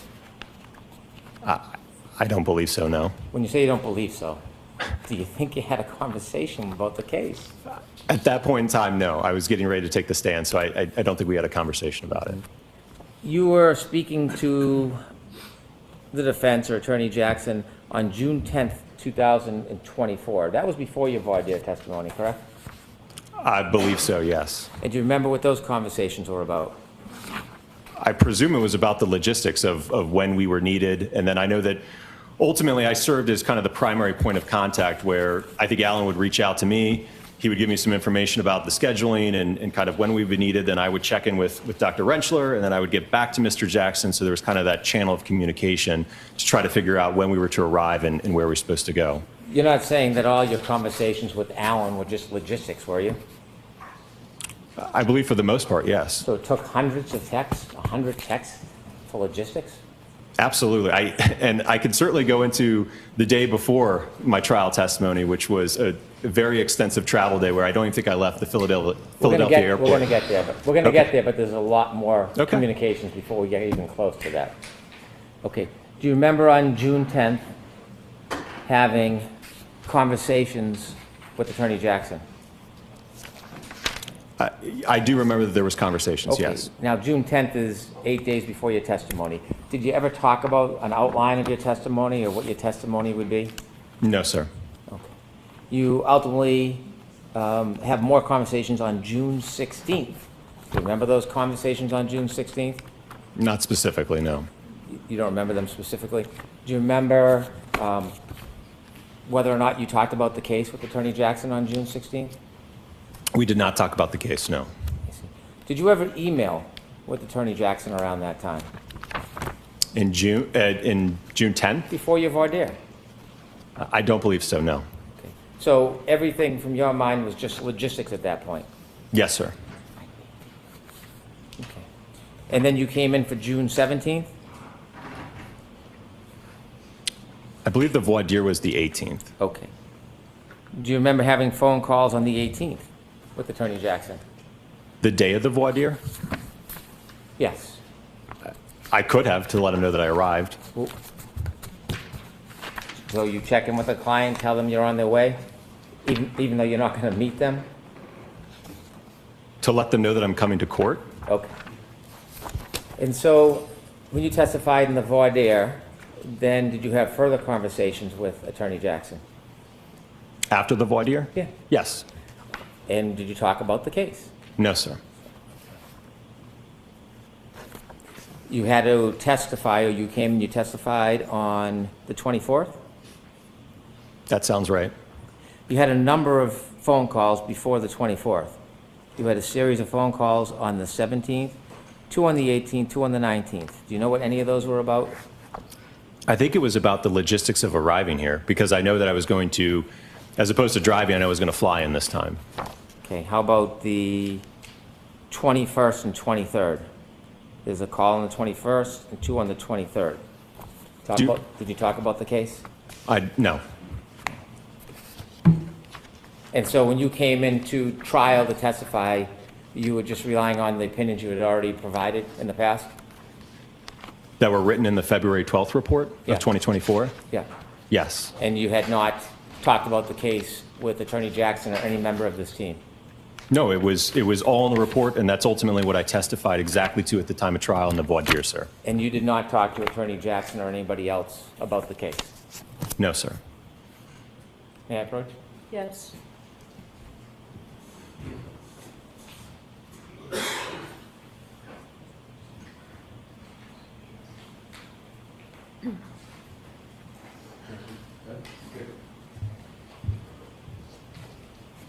Showing you an email, do you recognize that? Yes. From you to who? To Mr. Jackson. Okay. And what's it labeled as? Wolf Direct.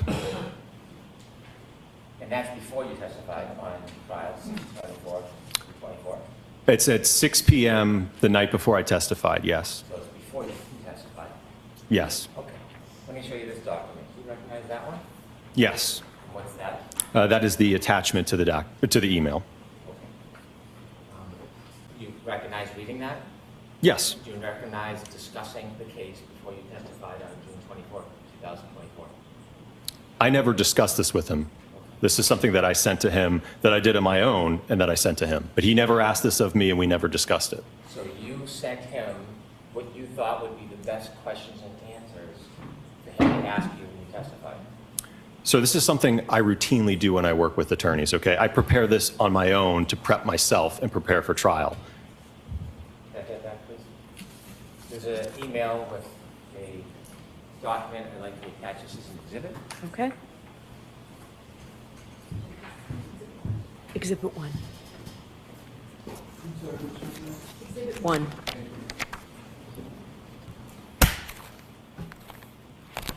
So you assisted the defense before your testimony. Hold on. Where's the one with the comments?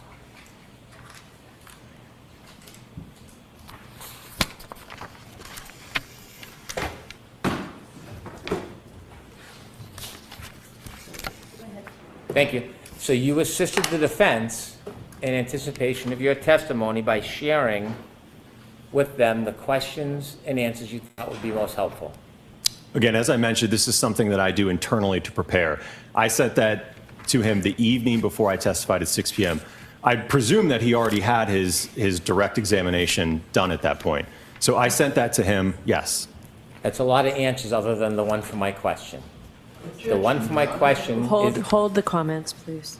My question was, you had communications offering information to the defense before you testified in a way that you thought would help the testimony, didn't you?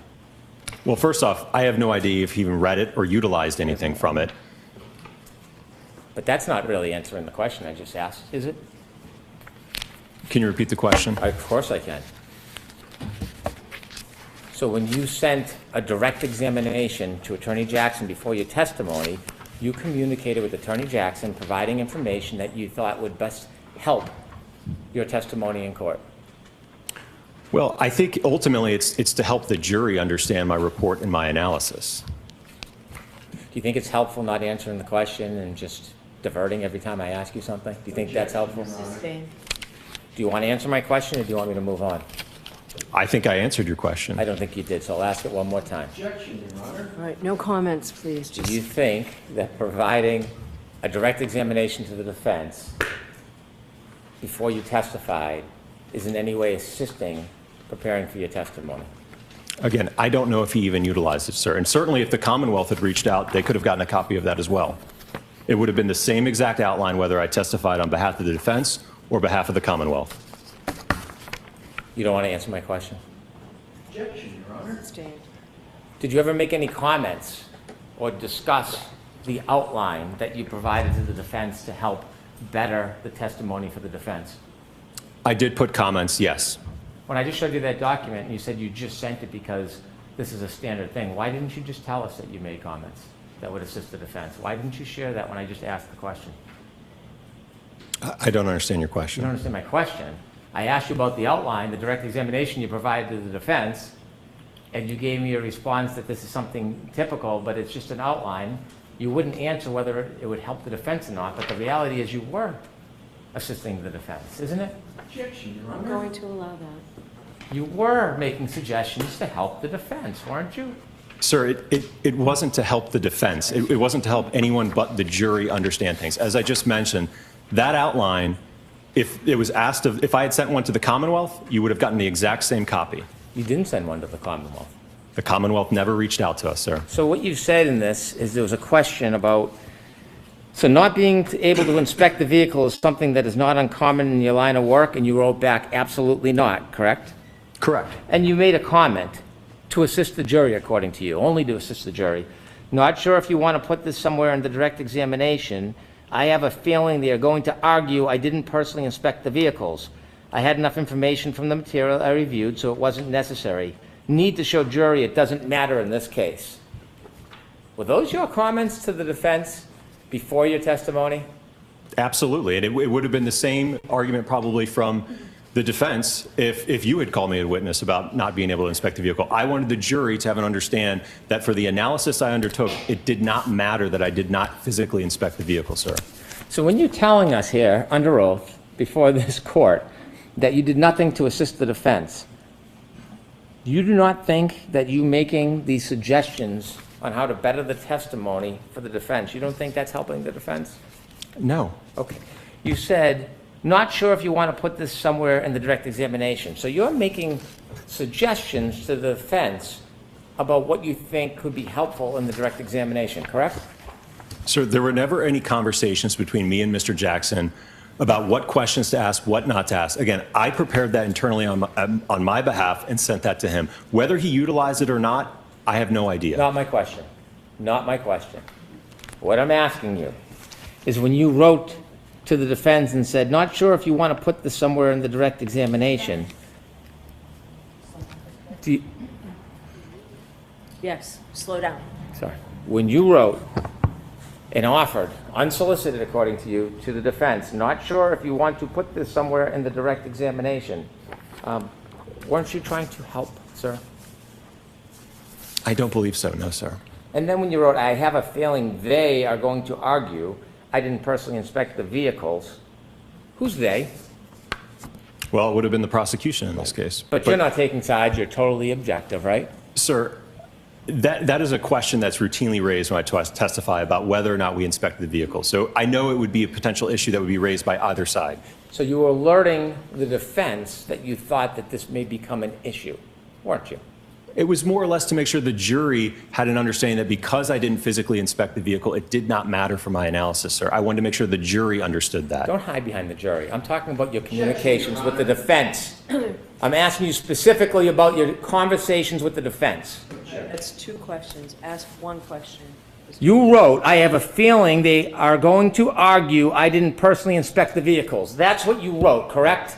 Objection, Your Honor. The tone in the argumentation. Did you write that? Yes. Right. And when you said they, you're referring to the opposition, the Commonwealth, correct? Correct. Right. and you offer an explanation or a way to deal with what the Commonwealth may confront you with, don't you? You make a suggestion to help the defense, don't you? Again, it was to help the jury understand that because I did not physically inspect the vehicle, it did not matter for my analysis. That was the point I was trying to make. I had enough information from the material I reviewed, so it wasn't necessary. Need to show the jury it doesn't matter in this case. That's what you wrote. Right. Need to show the jury. Yeah. That's what I was trying to make sure that that point was understood, to the jury. In your collaboration with the defense, that's not all you wrote, is it? You gave them discretion about things that you should or shouldn't say in front of that jury who you say you want to hear everything. Didn't you? There were other comments, yes. If you want the jury to hear everything, you wouldn't be relying on the defense to tell you what to say and not say, would you? I don't know if I understand your question. Okay, you'll understand if I read this. Number 19. Would it be fair to say that because you do a lot of nighttime visibility work, your cases frequently involve pedestrians? You remember that one? Yes. And then you wrote back, yes, unfortunately there is a direct correlation between the time of day and pedestrian fatalities. You remember that? Yes. Statistically speaking, most pedestrian fatalities occur during the evening and night hours. You remember that? Yes, sir. So my specialty in the area of lighting and human factors results in a lot of my cases involving pedestrians. Yes? Yes. Oh. And then, do you defer to the defense, not the jury, trying to give the full story to the jury, do you defer to the defense in exercising discretion on what you will or will not say to the jury back then? Well, allow me to explain, if you will. I'm asking you a question. Well, let me explain. No, I'm asking you, did you Answer defer? answer the question first. Did you defer to the defense on what information they wanted you to put in front of that last jury or not? I didn't defer to them. The reason for that comment is a few reasons, sir. Let me read it, and then you can give any explanation you want. Hold on. Next question, Mr. Brennan, You and said- then you answer, Dr. Wolf. You said, if you don't want me to say this, that's fine. Are those your words? Yes. Allow me to explain.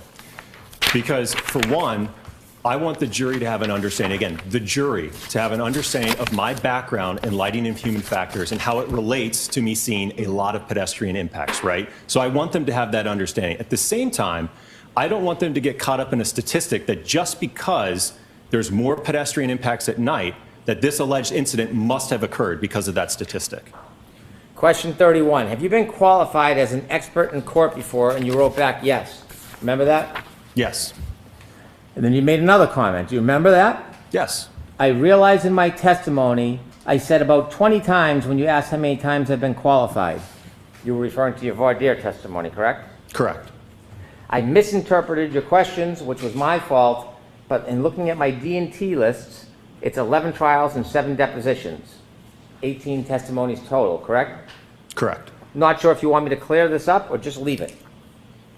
Wouldn't you want to clear up a misstatement when you realize you had made a mistake? Wouldn't you want to inform the court, I stated qualifications I didn't have, it was unintentional, but it was a mistake? Well, that's exactly why I put the comment in there, Well, sir. You put the comment, you didn't put the comment to the Commonwealth, did you? Again, you all never contacted us, sir. Did you comment to the court who you made the representations in front of? Did you let the court know that you made a representation that was inaccurate? Again, that's why I put the comment in there to... Did you inform the court about your misrepresentation? No, I did not inform the court. You relied on the defense and gave them the discretion whether they were going to clarify the record or not, correct? But I provided the clarification, yes. Mr. Brennan, could you move along, please?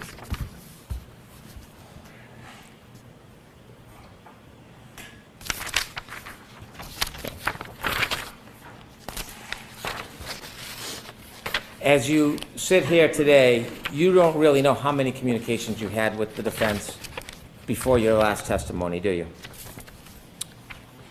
For trial one, Yes, trial one. I think it's all memorialized in the records and the emails that were produced. The ones that were produced, but not things that were lost or destroyed or deleted, correct? Again, there are records, even though the physical texts aren't there, there's certainly records of the calls, incoming, outgoing, as well as texts. Do you remember when you testified in the voir dire, you were asked that before that morning when you walked into court, you had never met Attorney Jackson face to face? Correct. But you met him in court that day, right? I believe I met him that day, yes. You were asked whether or not you had ever discussed at trial now, after the voir dire, on June 24th, you were asked whether you ever discussed the substance of any of your testimony. Do you remember that? Correct. And so when you shared questions and answers and suggestions by email, was the statement under oath, "You and I have never discussed the substance of your testimony." Is that still truthful? We never discussed it, sir. Again, I sent it to him on my own behalf. There was And- no discussion that took place between Mr. Jackson about that. You made comments after this was exchanged. That was sent with the comments, sir. And then you were asked whether you had ever been paid by the defense. You said no. You were later paid by the defense, weren't you? ARCA did send an invoice afterwards, yes. Did you talk to ARCA about that? About the billing in this case? No. You submitted your bill? Yes? ARCA submitted the bill? Yes. Yes. Mr. Klein, he was involved in the testing you did, wasn't he? Yes. Why is it that Mr. Klein didn't come in and join you? Who made that decision for trial? Well, I think it was around, again, when we were talking about those June calls, I think that there was some discussion between Mr. Jackson and myself about Mr. Klein's involvement, and ultimately, he's also an accident reconstructionist, so it essentially would have been duplicative testimony. So we didn't feel, or Mr. Jackson, I don't think, felt it was necessary to call Mr. Klein as well. That sounds like a little bit more than just scheduling, doesn't it? I would describe that as logistics, sir. Logistics. You had to describe what Mr. Klein's role was or wasn't in that report, didn't you? Again, I went over his background as an accident reconstructionist, yes. Well, so you only talked about background, and from that the decision was made not to call him, or did you talk about his role in your testing and in your opinions? I didn't talk about his role, sir. I think ultimately the decision obviously was made by Mr. Jackson, not I me. understand that, but I want to know what the conversation was that led to the decision not to call Mr. Klein. It wasn't simply logistics. What was the discussion you had? Well, I told him that, again, we're both accident reconstructionists. Dr. Rentschler is a biomechanical engineer, so there would have been essentially duplicative testimony from both of us. Well, your report's never very clear who did what. Would you agree with me that the report is a general report that has yours, Dr. Rentschler, and Dr. Klein's name on it? Would you agree with me? All three of our names are on it, It yes. doesn't distinguish who did what in that report, does it? Correct, but I think it certainly was testified to at the voir dire in the time of trial. Before the voir dire, when you spoke to the defense, did you explain to them what the different roles were for the different people that led to the decision not to call Mr. Klein? Again, we went over our backgrounds, and I think from that you can deduce that. I don't know what that means. Well, if you're familiar with what an accident reconstructionist does and you're familiar with what a biomechanical engineer does, then you would be able to understand that. Well, it would be easier to understand if you could just tell us what the conversation was. That's what I'm asking you about. I'll allow it. When you had a conversation with the defense, did you tell them the role that Mr. Klein played in your investigation and in your conclusions? Again, I told him that we are both accident reconstructionists. Okay. And he chose you instead of Mr. Klein. Did you say there was a difference between you and Mr. Klein and what you did? No, again, we were both a part of the testing. We were both a part of the review. So we had exactly the same role, essentially. Did you tell him that? No, again, I told him that we were both accident reconstructionists. And you remember that's all you said about it? Yes. During the voir dire and the trial, did you get to watch any of the Commonwealth's experts? No, I don't believe so. Did you ever communicate with the defense about any questions and answers that could or should be asked? No, but I will note that during the entirety of the first trial, the Department of Justice was closely watching it, and we had certainly a direct line of communication with them that they were giving us and providing us information about the trial as it was ongoing. Did you ever communicate with the defense about questions and answers to ask? No, sir. Did you ever see anybody's testimony at any time during the first trial?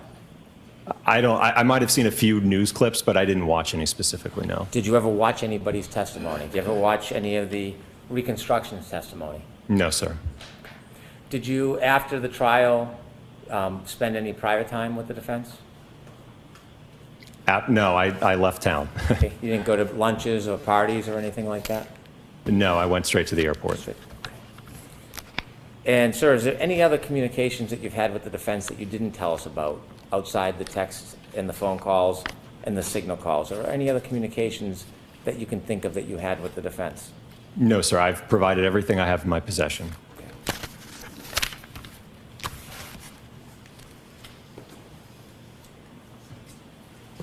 I have no further questions. Mr. Lessie, do you have anything? I sure do, Your Honor. Thank you. Are we going to get to Dr. Rentschler today or not? Well, you know how much time Mr. Brennan's... I'm just asking you. I hope so, Your Honor. Okay. May I approach the witness? Yes.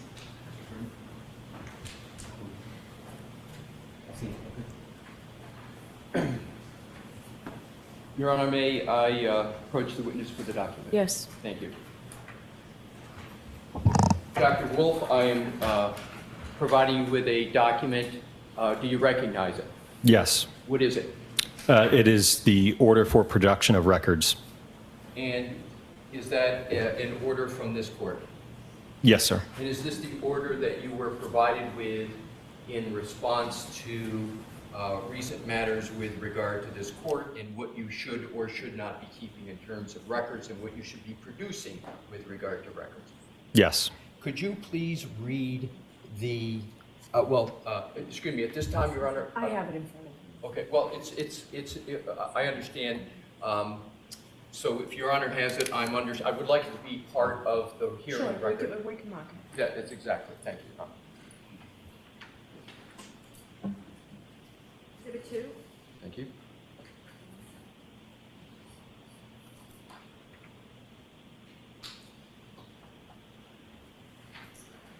I offered it into evidence, Your Honor. Okay. May I allow the witness to have that, please? Yes. Thank you. Take that, Doctor.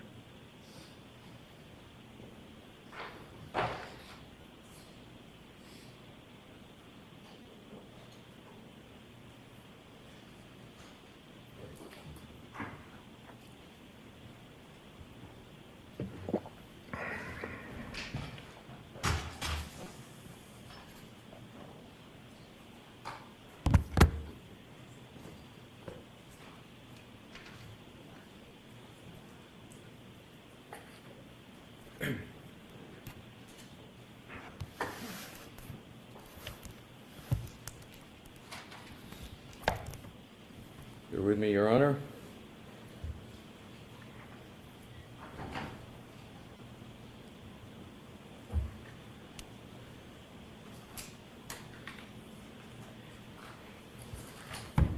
Dr. Wolf, I realize that the court has a copy of this, but I'd like you to please read the first sentence in the indentation at the top after following.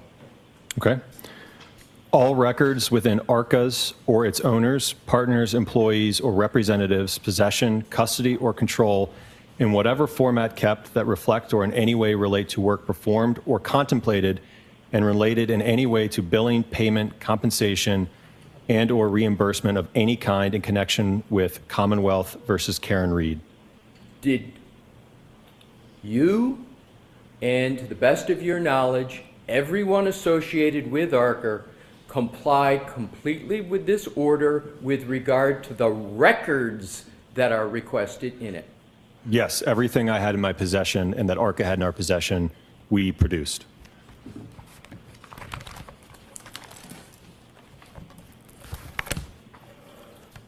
What I'd like to do is to go back in time with regard to your interactions with the United States Department of Justice in February of 2024. Was ARCA under a contract with the United States Department of Justice? Yes, sir. Was there a contract number assigned to that contract? Yes. Was there an internal number at ARCA for which all time was billed for your work on that matter in February of 2024? Yes. Did that contract number that began in February of 2024 ever change in ARCA? Well, let me just clarify something real quick. So the The original case, when it came in from the Department of Justice, was in the year of 2023. So when that project was opened with the Department of Justice, we assigned a project number to it. That project number from the original case with the Department of Justice remained the same all the way through the trial. And now let's go from in the trial in June of 2024, correct? Correct, yes. From June of 2024 to the end of December of 2024, did that contract number ever change? No. To your knowledge, when you were entering time under that contract number for your work, did you understand that that time was going to be billed to that contract number with the U.S. government? That was my assumption, yes. Did you have, from any time in 2024, any understanding that any of your time that you were entering was to be billed to the defense team in this case? No, sir. Let's now go to your first interactions with the defense. As I understand it, well, why don't you tell me what was the first date of your understanding of interactions with the defense? I believe it was sometime in mid to end of March of 2024.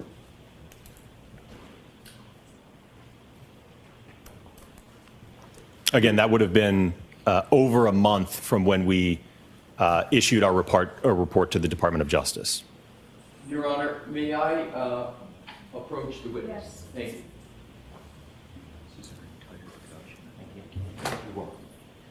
Your Honor, may what I have is the entire production that ARCA made. I think it would ease in terms of the... Sure, he can have it. Thank you. Use that pursuant to the subject to the Honor's permission to answer any of my questions if you need to. Okay. Now, in March of 2024, had your final report been issued, the final report that you prepared for the U.S. government? Yes, that was issued on February 12th of 2024. From February 12th of 2024 until you sit here today, has there been any change whatsoever to that report? No. Have the conclusions in that report stayed the same since it was finalized for the U.S. Department of Justice in February of 2024? Yes, and that was testified to at the voir dire and certainly at the time of trial. Did the defense at any time have any discussions with you about the substance of that report to the United States Department of Justice? No, we had no idea who the defense was or the Commonwealth for that matter. And when you took the stand in the voir dire testimony in the first trial, before you took the stand, did you have any discussions with any member of the defense about the substance of that report? No, sir. Did you have any discussions with any member of the defense before the voir dire testimony other than discussions about background and qualifications? Other than, again, some logistics about how to get up here, where to go, things of that nature. But beyond that, no. Other than logistics, how to get up here, when you were coming, background qualifications, did you have any discussions with any member of the defense of any kind with regard to the report to the U.S. Department of Justice? No, sir. Did the defense ever try to get you to improve or change any aspect of the report you had issued to the Department of Justice? No. At the time that ARCA was working for the United States Department of Justice, do you know whether ARCA could have been retained by any other party for any aspect related to the February 2024 report? I'm not sure I understand your question. In 2024, did the federal government prevent ARCA from entering into any contract with any other party with regard to your report of February of 2024? So we were, again, because we were still under contract with the Department of Justice, we could not have any other formal agreements, contracts, retainers, anything of that nature, because we were still under contract with the Department of Justice. Now let's go to the emails that were discussed with you starting with March 20, 2024, and then the subsequent email of March 22nd, 2024.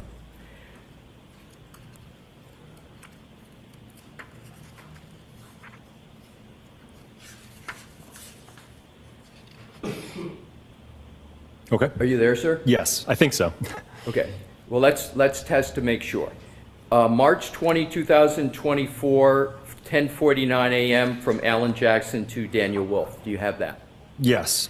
And that email states in substance, thank you so much for taking the time to get on with the phone this morning. Pursuant to our conversation, please feel free to forward an engagement letter to this email address. I will get that countersigned and returned to you forthwith along with your retainer as required. As of March 20th, 2024, was there any understanding that ARCA would be compensated by the defense for any aspect of current or future work? No.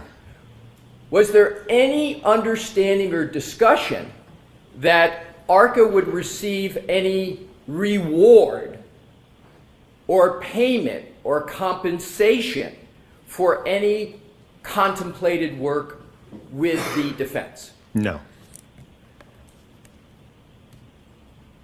The discussions that you had with Mr. Jackson that are the subject of this March 2024 email, were there any inducements to ARCA from the defense? No, sir. After that email was received by you, did you have any understanding or expectation of any kind that ARCA would be compensated for any work associated with this case? No, sir. What was, briefly, the essence of that conversation that's discussed in the March 20, 2024 email?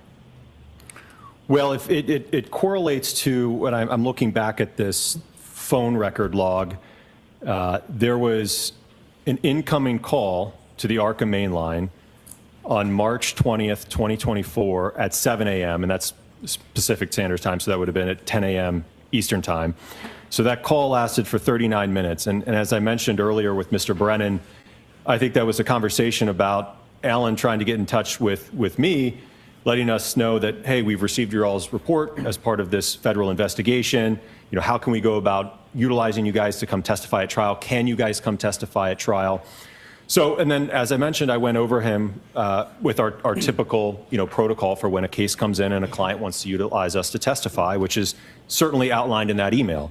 But obviously, given the very unique nature of this case, I had no idea if that was something that was okay, if it was allowed, what to do.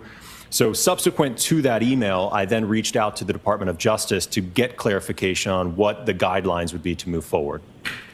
I'm going to come back to these emails, but I want to go right to the July invoice from ARCA to Worksman Jackson Firm. So can you locate that? Is that in your production? It's the July invoice.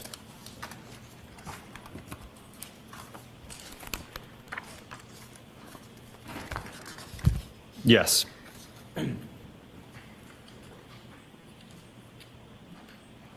I have it located, yes. Did you ever have any discussion of any kind with any member of the defense team about that invoice before July 12th of 2024?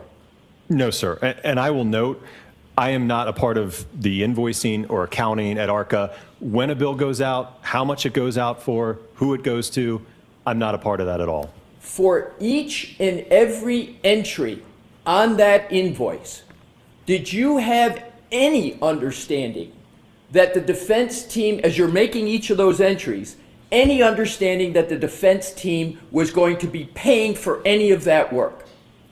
No, again, I think my boss wants to know what I'm doing with my time, right? What am I working on? Am I sitting there twiddling my thumbs, or am I working on a case? So that's the purpose of tracking time, sir. So can you please describe how it is you enter time and what your thought process is as you're entering each of those time entries? Not each one, but just collectively. How do you do it? Why do you do it? And how does that work in your firm? So again, there's usually just a spreadsheet. Sometimes I'll write it down. Maybe my project manager will enter it. But ultimately, I keep track. If I've got an 8-9 hour day, right? I'm working on multiple cases that day, right? So I figure out, all right, did I have a telephone call? Did I work on a report for this long, right? So I keep track of my time in a spreadsheet so that ultimately, again, my boss and the accounting department knows what was Dr. Wolf doing on this day, this month. Let's take the first entry on May 1st, 2024. You see that? Yes. Did you have any understanding when you made that entry that the defense was going to be paying for that time? No. 6/9/2024. Did you have any understanding when you made that entry that the defense was going to be paying for that time? No. For any entry on this invoice, did you have any understanding that the defense was going to be paying for this time? No, sir. When you're entering this time, if you had any understanding, was your understanding that this time was under the contract with the U.S. government? Yes, because that's the project number that I put that time towards. So at the time you're making each one of these entries on this entire invoice, what project number are you billing to, and which one do you have in mind at that time? I don't recall it off the top of my head. I know it was the project number for the Department of Justice case, though. Right. I'm sorry. I wasn't asking about the specific number, right, but the ultimate client, when you're making each of these entries, who is it? It's the Department of Justice. Is it the defense in this case? No, sir. Did you ever have any discussion at all with any member of the defense team that this invoice was going to be sent to the defense? No. For any entry on this invoice, did you ever have any belief that you were retained or engaged by the defense? No, and as I mentioned earlier, again, the Department of Justice forbid that. So we could not be retained or in a contract with the defense. I would like to now go back to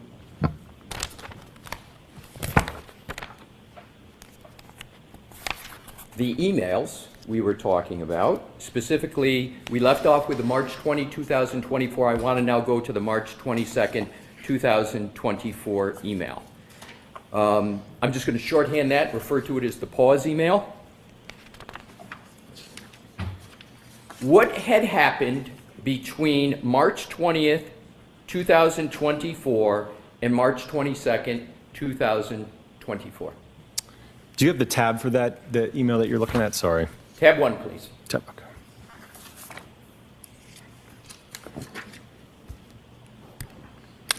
Right, so the first email that we were talking about on March 20th, 2024 from Mr. Jackson to myself, it looks like the next email was from me to Mr. Jackson 2 days later, March 22nd, 2024 at 6 a.m., I sent an email saying, "Hi, Alan. Subsequent to our conversation on Wednesday, the U.S. District Attorney's Office has asked that we pause on any further conversation until we receive additional information from their office regarding our involvement moving forward. I will provide you an update when I have it." So what it sounds like, and from what I recall, is that between March 20th, 2024 and March 22nd, 2024, I had reached out to the U.S. Department of Justice and the U.S. Attorney's Office to get clarification on, again, moving forward with potentially testifying in the case. And what did the United States Department of Justice tell you? They said to wait, basically, until they internally figured it out. So what was your conclusion from that conversation as to whether you could do any work on this case at that point? At that point, I didn't even know if we were going to be allowed to testify. I know that from my conversation with the Department of Justice, I knew that there was a great deal of confusion on their end on whether or not, as expert witnesses involved in a federal investigation, if we would be even allowed to testify in the state matter. So their legal teams were trying to, I think, figure out what the road forward looked like. And were you entering time under that U.S. contract matter in March of 2024? Yes. And do you know where that time was being billed to? It would have been the same project number as the Department of Justice one. That time was not, to your knowledge, being billed to the defense, was it? No, again, there was through the entirety from, again, when the case from the Department of Justice came in 2023 till the trial concluded, all of the time was put to that one project number. In March of 22nd of 2024, was any engagement letter sent to the defense? No. As of March 22nd, was there any retainer sent to the defense? No, there was never a contract or retainer sent to the defense in 2024 at all. So in terms of the discussion in the March 2024 email about engagement letter and retainers, were any of those ever sent? No, we were not allowed. And let's go back to that discussion of March 20th about engagement letter, retainer letter. Was that discussion where you were talking specifically about what you were going to do with the defense in terms of that relationship, or was it a general specific type discussion of the policies and billing procedures of ARCA? Certainly, as is alluded to in the email, I prescribed to him our typical operating procedure for when a case comes in. But again, I remember a part of that call, there was a great deal of confusion about what do we even do from here. So as of March 22nd, 2024, can you just briefly describe whether there was any further activity at all by ARCA with regard to the defense? No, I don't believe so. I don't think that there was no communication, I don't think, until about a month later in April, after I had received that clarification. Now let's go to April. Let's go to the voir dire hearing of April. When you sat on the stand under oath for the voir dire hearing, had there been any substantive conversations about the topics in the February report to the Department of Justice? No, sir. None at all? None. What briefly were the substance of the conversations you had with the defense team as of the moment you sat for the voir dire hearing in April of 2024? Again, they were all scheduling, logistics, and when I look at these records here, I see a phone call for 3 minutes, 5 minutes, 6 minutes, 6 minutes. There's a few that are for 1 minute, which I think, again, we were maybe just playing phone tag. But again, these calls are very short in nature. So again, it was just trying to figure out, obviously I know that this was a large trial, a lengthy trial, a lot of witnesses, things are fluid. So I know that Alan ultimately, I think, would reach out to me. And then, like I said, he would give me an idea, hey, can you come this day, right? And then I would relay that to Dr. Rentschler and say, yeah, that works for me, so that I would get back to Alan. So that's what those conversations were. Again, coordinating our testimony to appear for the voir dire. It might appear to some that there were a number of conversations before in communications with the defense before you sat for the voir dire hearing. Were those conversations about logistics, background and qualifications, or did those conversations entail other topics? No, it's what we've covered. Again, that March 20th, 2024 phone call, the very first one of 39 minutes, again, was us trying to figure out what the heck to do.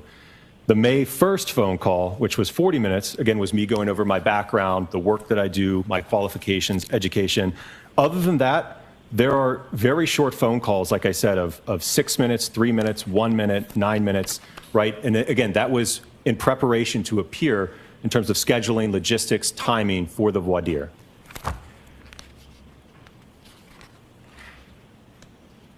At the voir dire hearing, do you recall the Commonwealth asking you any questions at all about whether you were being compensated by the defense? I don't recall a single question by the Commonwealth on that, no. Did the Commonwealth ask you any questions at that voir dire hearing about whether you had any substantive discussions with the defense about your February report to the United States Department of Justice? I don't believe they asked, no. Did the Commonwealth at that voir dire hearing ask you any questions about whether you had any promises or inducements from the defense before you sat down for that voir dire hearing? No.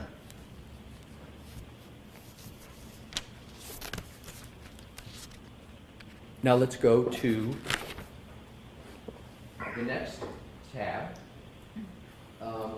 with regard to the outlines that you were asked on direct examination by Attorney Brennan.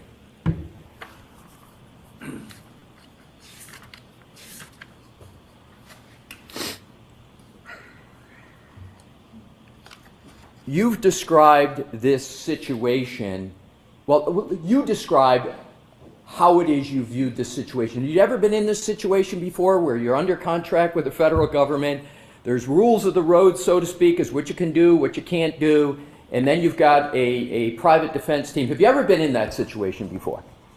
No, I think it's truly one of a kind, and I don't know that that'll ever happen again. And have you ever been in a situation like that since? No, sir. Did that cause you to have more or less communications with Mr. Jackson to figure out what it is you were going to do or not do? Sure, yes. In terms of your outlines that you sent to Mr. Jackson, did he ever broach in any way at all any idea of you sending him an outline? He never asked, no. Was there even any discussions that you might send an outline? No, as I mentioned, it's something that for me is customary as I'm preparing internally for trial, right? I'm not going to come to trial, not review anything, not look over my notes, right? It's something that I do internally so that I can have an understanding how do I want to try to answer questions that might be posed to me such that I can have the jury understand how did I arrive at my opinions. Was it important to you before you sent that email with those outlines, was it important to you that the jury got a fair and accurate presentation of the work you had performed in association with your February report? Yes, I think that that's my job. Was there any other motivation that you had in sending that outline and that email to Mr. Jackson other than making sure testimony was elicited that would make your perspective clear to the jury? No, that was the only reason. Were you trying to, in any way, favor the defense, give the defense any favor with regard to that trial? Absolutely not. What was your goal, both with sending the outline and the testimony at trial? What was your goal? Again, as I mentioned, I think it's to help the jury understand the report, the analysis, what I did, what I reviewed.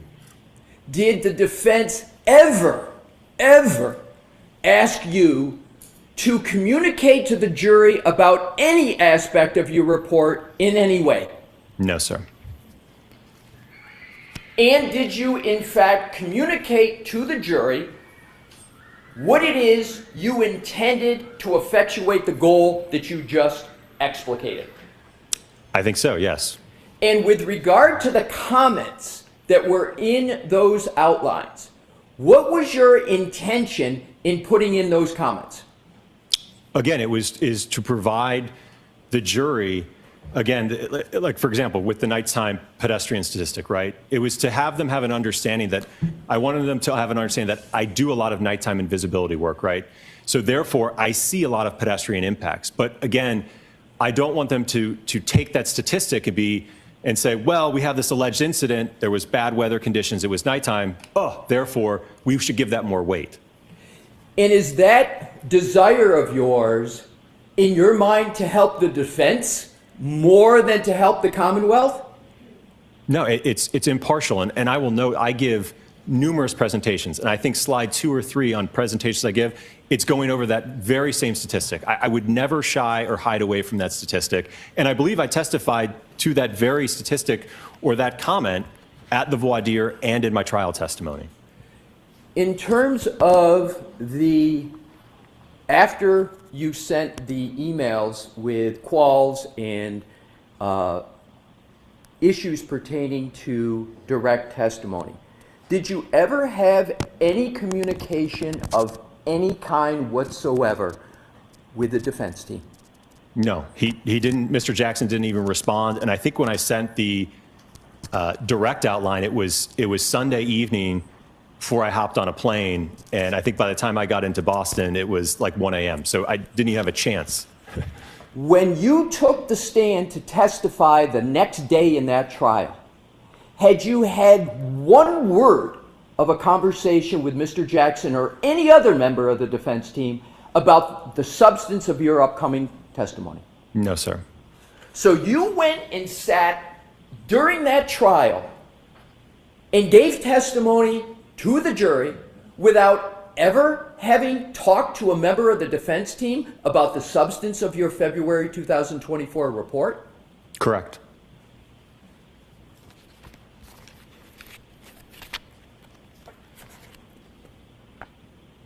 Do you recall any member of the Commonwealth asking any questions at all during your trial testimony about whether you had been compensated by the defense?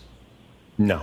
Do you recall the Commonwealth ever asking any questions at all whether you had communicated with any member of the defense with regard to your testimony while during your trial testimony?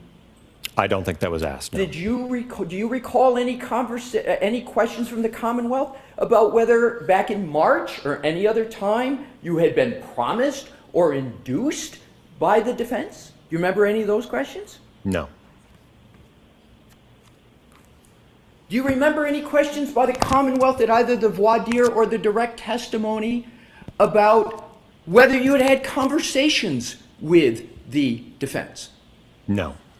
Do you remember any questions of the Commonwealth at all before you sat down and after you sat down for trial about whether you had any text communications with any members of the defense? No. At the end of the trial, did you have any understanding whatsoever that ARCA was going to be compensated by the defense? No. At the end of the trial, did any member of the defense ever say to you, we're now going to compensate you for any of your work up to the time of your trial testimony?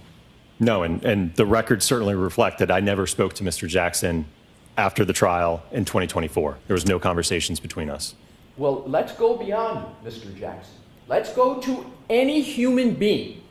Did you have any discussions with any human being as to whether the defense was going to compensate you for any work, travel, expenses, disbursements that you had or incurred up to and through your trial testimony? No.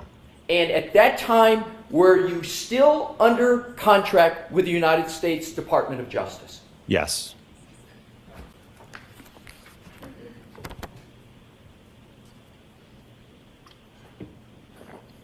Now let's proceed to December of 2024. Were there any conversations from the end of the trial until December of 2024 other than logistics? Well, was there any conversations of any kind? And please summarize briefly what they were. Or texts. The only communication that I had with the defense was Mr. Jackson. After I took the stand, I think that he sent me a text just thanking, again, for my time traveling up here. I said it was, you know, it was great, and then we left, and that was it. I did not communicate with Mr. Jackson for the remainder of 2024.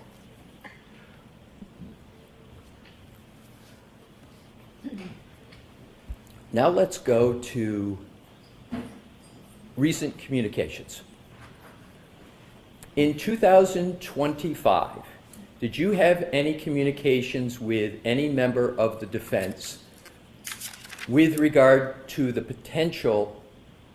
Well, let me go backwards. Let me go to the invoice. Let me go to the July invoice. Okay. How did you learn that that invoice was paid? If you learned at all, how did you learn that that invoice was paid? I didn't learn.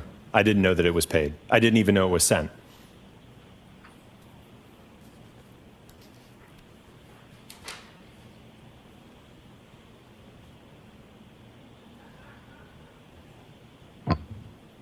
Now let's go to this year.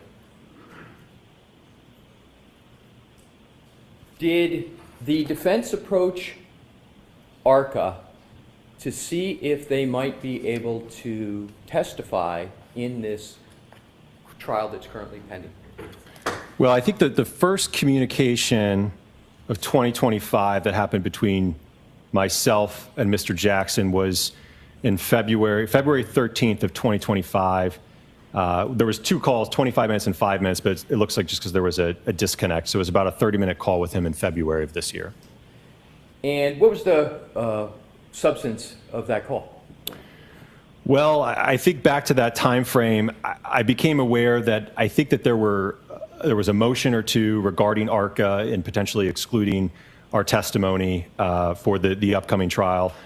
I also know that around that time, unfortunately, I ended up getting a significant amount of harassment through emails, and unfortunately even spread into my personal life where my wife was affected. They were posting pictures of my 4 kids all over the internet. So it was somewhat of a difficult time on my end, and I think what prompted me to reach out to Mr. Jackson was to figure out what's going on. Why is my family all over the internet? You know, why are they talking about me? Why am I getting all these hate emails?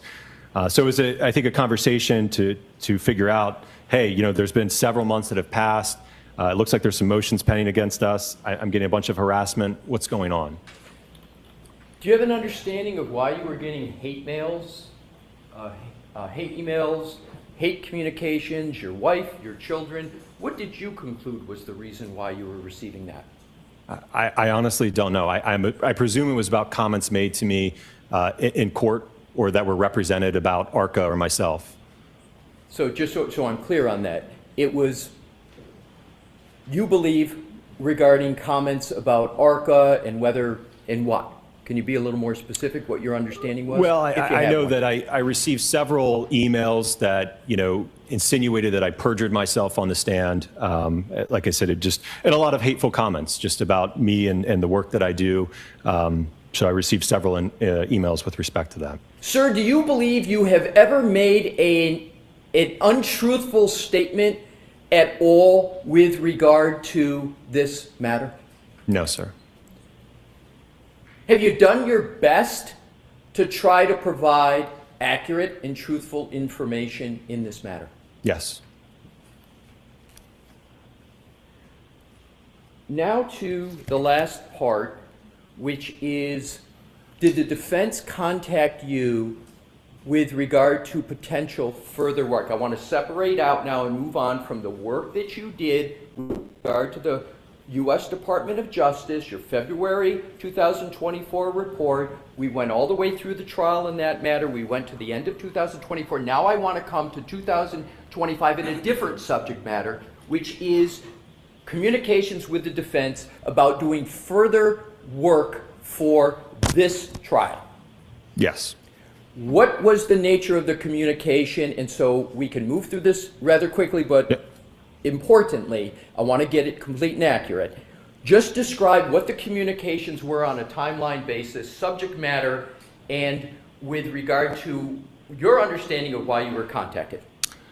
So subsequent to that February 13th call, as I mentioned, Mr. Jackson had indicated that he preferred to utilize Signal to communicate. So we exchanged a few messages and phone calls on that. Like I said, they were rather short.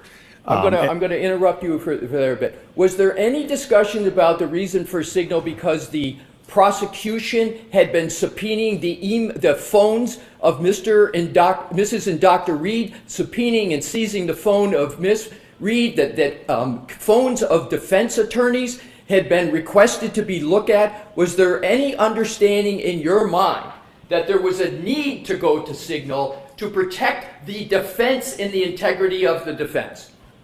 I didn't know that was happening, but like I said, I did not have a problem with communicating. To me, it was just another messaging app. I know people use all different types of applications, so I didn't have a problem with it. Was there anything in your mind nefarious or underhanded about using Signal? No. And my understanding is it's the first time you used a Signal app with regard to a matter professionally. Is that correct? Correct, yes. Did you get any understanding from communications with the defense that there was anything at all untoward about communicating through Signal? No, I was not aware of any issue with using that communication. Was there any communication whatsoever that you can recall on Signal that you have any concern about as you sit here today? No. And what were the majority of the communications, as best you recall, with the defense on Signal? Well, as I described, I know that at that point, and like I said, it was primarily confined to a pretty short window in March, but Mr. Jackson had indicated that around that time, I think ARCO was being litigated by this court in terms of our involvement in the case. I know that they had started to, I think, receive discovery as it relates to the Commonwealth's accident reconstructionist and biomechanist. So they were, I think, interested in utilizing us potentially in the second trial. So I think that they had submitted a letter to the U.S. Attorney's Office to try to be able to work with us. I said that on my end, I could reach out to them because I hadn't heard from them in months. So I think it was around mid-March, I had reached out to the U.S. Attorney's Office to try to get my own clarification on whether or not we could move forward. All right, so I want to stop you there. I apologize for interrupting you, sir. But what was the date that you reached out to the U.S. Department of Justice to see if you could participate in the second trial? Probably around mid-March, maybe March 18th, March 15th. Did you have an understanding at that time that the Commonwealth had retained an entirely new firm and expert in the area of accident reconstruction?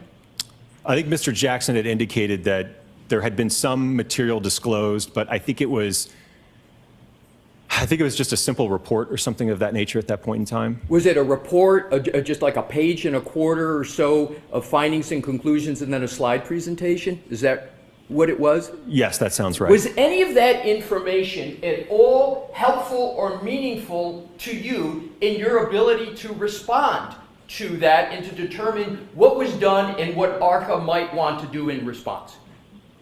Well, certainly not the report. The report was very, very brief. The PowerPoint, somewhat hard to follow, but again, it really didn't provide a complete picture. And in terms of scans, electronic data, etc., do you recall when you finally got that information? Well, I think that would have been after the defense officially retained us on March 26th. I think that's when we received that information. So in terms of the information that you received, those scans, etc., did that allow you to proceed with any meaningful work? Well, it gave us, again, a better insight into the foundation or the basis for the analysis, yes. Could you have proceeded with a contract with anybody, not just the defense, but anybody, with the level of information you had before you got the scans and the data? I think it would be very difficult to do so. Could you have even created a scope of work based upon that report and that PowerPoint presentation? Most likely not, just because some of the areas that Dr. Rentschler and myself are particularly interested in are extremely vague in that report in PowerPoint. Once you got the level of information that you have now,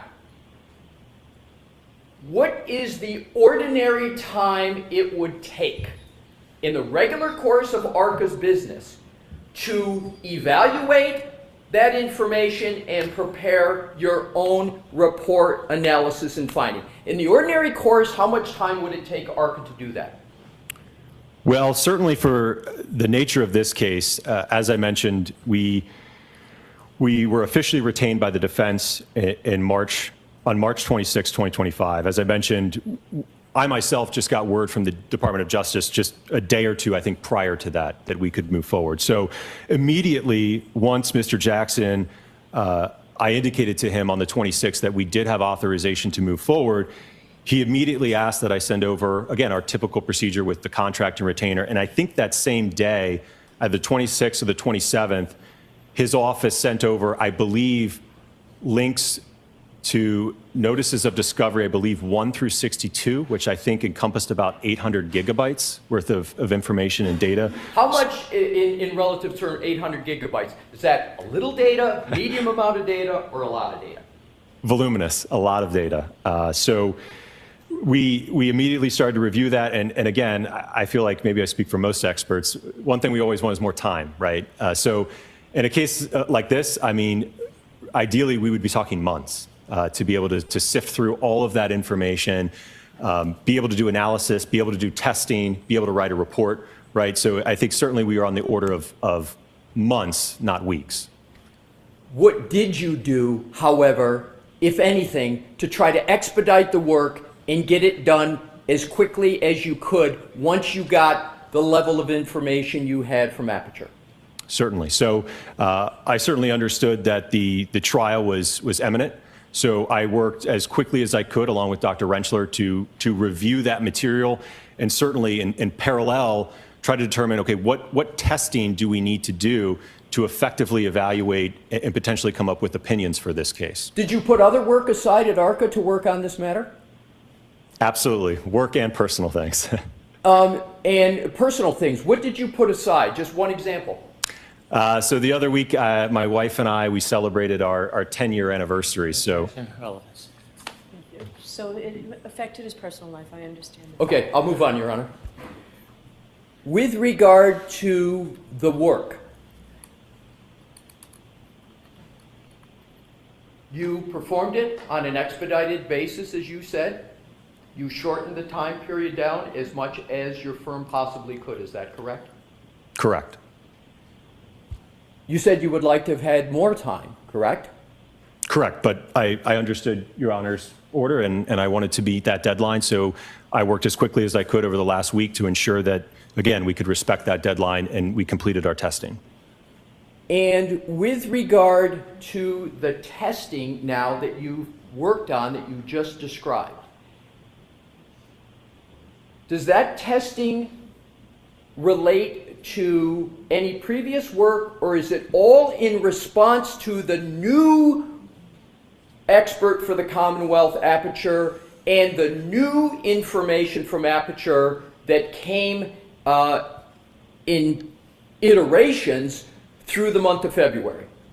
It would be in response to Dr. Welcher's work. Certainly, much of what was alluded to in his report and PowerPoint was not discussed in the first trial. Could you have done any of the work you've been working on the past month or so? Could you have done any of that work without receiving the Aperture report and slides and scans? No, I don't even know what we would be responding to then. So you needed the Aperture information before you could even start working, correct? Correct. Do you have in mind, or does ARCA have in mind, any further testing that you need to do, or have you completed what ARCA needs to do with regard to fairly and properly responded to the new work of Aperture? I think we're satisfied that we've completed that testing, yes. And what, if any, more work do you contemplate that needs to be done from, as you sit here today, going forward? Well, as I mentioned, all the testing is done, so I think the analysis and the report to follow, yes. To use expert engineering type terms, is it QA/QCing the report? Is it putting all the information together in a compilation so everybody can understand what you've done and make clear your findings and conclusions? Is that what's left to do? Yes, and I will note, obviously, as the court is aware, we've produced all of that raw test data, photographs, video, so it's all there. The basis and the foundation for what the report will lay out has all been provided to the court. You got ahead of me, and thankfully to my next question, which is there's nothing that you have that you've done that hasn't already been produced to pursuant to the court's order. Is that correct? No, I think that we've responded to the court's order, yes. How long on an expedited basis? Well, let me ask it. In the ordinary course, how long would it take you to do this last part of your work? In the ordinary course? Probably, again, it can vary. Maybe around a month would be fair. However, it would take a month in the ordinary course. How quickly can you get that work done fairly? I'm hoping, if it pleases the court, hopefully May 7th will work. And so you believe everything would be completed by May 7th? Correct.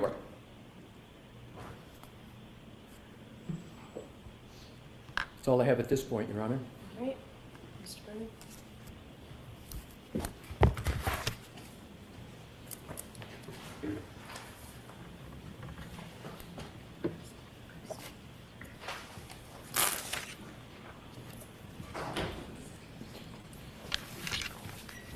Doctor, you're suggesting that it's going to take until May 7th for you to complete your reports in this case? And the analysis, yes. Do you know when this trial started? I think like a week or so ago. You provided raw data last Friday, Yes. but you would agree you still have not provided any reports. Correct. You said if you were notified or received information, you could have your testing and opinions done within a month, correct? Potentially. Again, it would also depend on when we got authorization from the Department of Justice, which, as I mentioned, was at the very end of March. I understand that. We're going to talk about that separately. I'm talking specifically about how long it would take if you received the information. You said that you could have the testing and reports done in 1 month, correct? I don't know. I said the testing, the reports, and everything. Would it take longer than a month?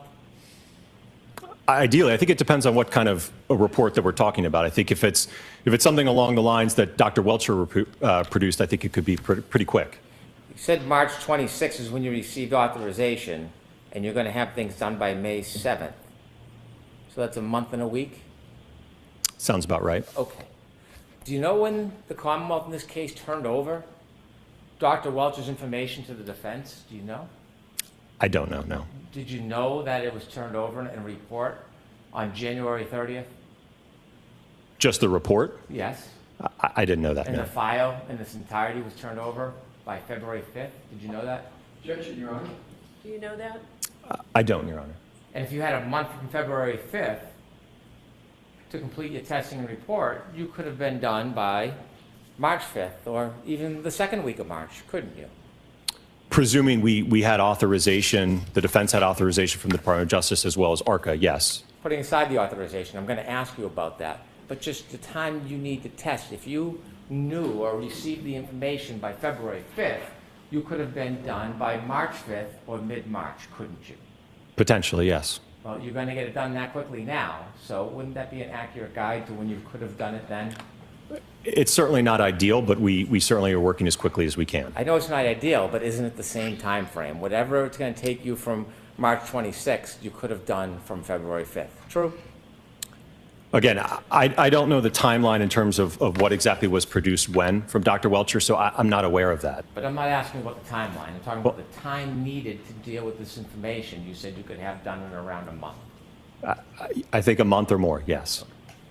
So your contract with the federal government ended, ARCA's did, in June of 2024, didn't it? I believe it was sometime last year, yes. Do you know the Commonwealth notified the defense that they were going to have a new expert back in October of 2024? No. Are you aware of any effort by ARCA or the defense to try to facilitate an agreement that the defense could use ARCA as witnesses back in October or November of 2024? No. Are you aware of any efforts by the defense to try to notify the federal government to be able to use ARCA in December or January? No. And so as far as you knew, this came out of nowhere in March, that the defense wanted to use ARCA, or specifically you and Dr. Renchelier, in late March of 2025? No, I think, again, it was, like I said, around February of 2025. I know that, like I said, when I spoke to Mr. Jackson, that he had indicated that the ARCA issue was being litigated. And I think that, like I said, there was, I think, multiple motions pending against us, and he didn't even know if he could move forward with us at that point in time. Do you know why the defense waited until February 2025 to even seek permission from the federal government to retain you and Dr. Renchler so you could review the materials? Objection, Your Honor. Do you know, do you happen to know that? I don't know, no. Next question. You shared with us communications you had with the United States Attorney's Office. Were you receiving information in this case since the last trial from the defense or from the United States Attorney's Office? What do you mean with respect to information? Evidence, discovery, information. From the Department of Justice? Anybody? No, not until recently, no. So you haven't seen any discovery until after February of 2025, isn't that fair to say? Correct. Okay. Now, when you were involved in this case before trial last year, we talked about your communications and conversations with the defense. Was anybody giving you information as an intermediary? Was anybody updating you on the defense of the case or giving other information to you? Yeah, I think I previously testified that the Department of Justice was closely watching the trial and providing us information. What information were they providing you about the trial?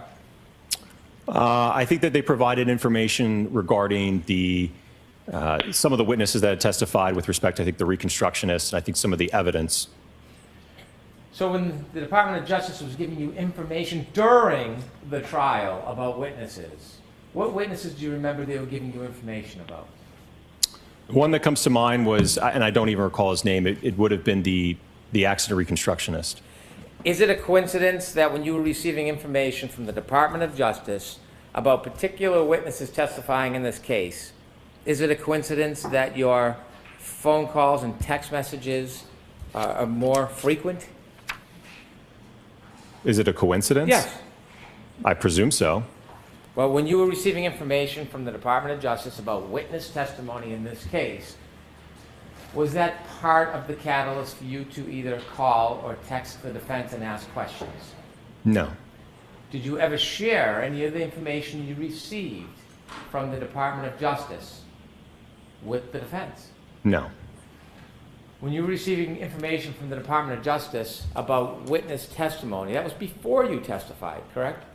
Correct. And part of that, when they were giving you information, did they ever give you any live video? No. It was Yep. just verbal And communication. they were giving you updates and summaries of testimony? I wouldn't say summaries. They just pointed out some key things I think that came out. What were And, the key things they were talking about with the reconstructionist testimony? What were they telling you? I think it was, as it relates to the arm being outstretched, and I think some of the kinematics of the pedestrian. I also think there was some mention of potentially some DNA evidence. And is that how at trial, even though you had no evidence that was produced as part of your report, or to consider for your report, that you knew that there was DNA evidence because of the intermediary? Because of the Department of Justice? Yes. Yes. Did you know there was a sequestration order in this case that you were not supposed to consider or review other witnesses' testimony or information? Did you know that? I was never made aware of that. no. Nobody made you aware about a sequestration order in this case? No. But you did, in fact, receive information about other witnesses' testimony before you testified in this case in front of the jury, didn't you? From the Department of Justice, yes. What other witnesses were you advised about their testimony and issues in this case before your testimony in this case? That's all I recall. Well, you said it was more than one. You said some witnesses. Take a moment, think back. What other witnesses stand out that you were offered information from the Department of Justice about this case before you testified? As I mentioned, I don't know which witness provided the DNA information, but I would presume that that's the other witness, yes. So you heard information, you learned that there was information and testimony about DNA. Yes. And certainly when you took that information before you testified, you considered it when you testified, didn't you? No, because again, our report was already solidified, so it didn't change my opinion in any way. Well, not about whether it changed your opinion. You testified about DNA, didn't you? I don't believe that I did, no. I'm going to approach, if I may, Your Honor. Okay. This is your outline with your comments. Do you recognize this? Yes. I'd like to introduce that as an exhibit, please. Thank you. Exhibit 3.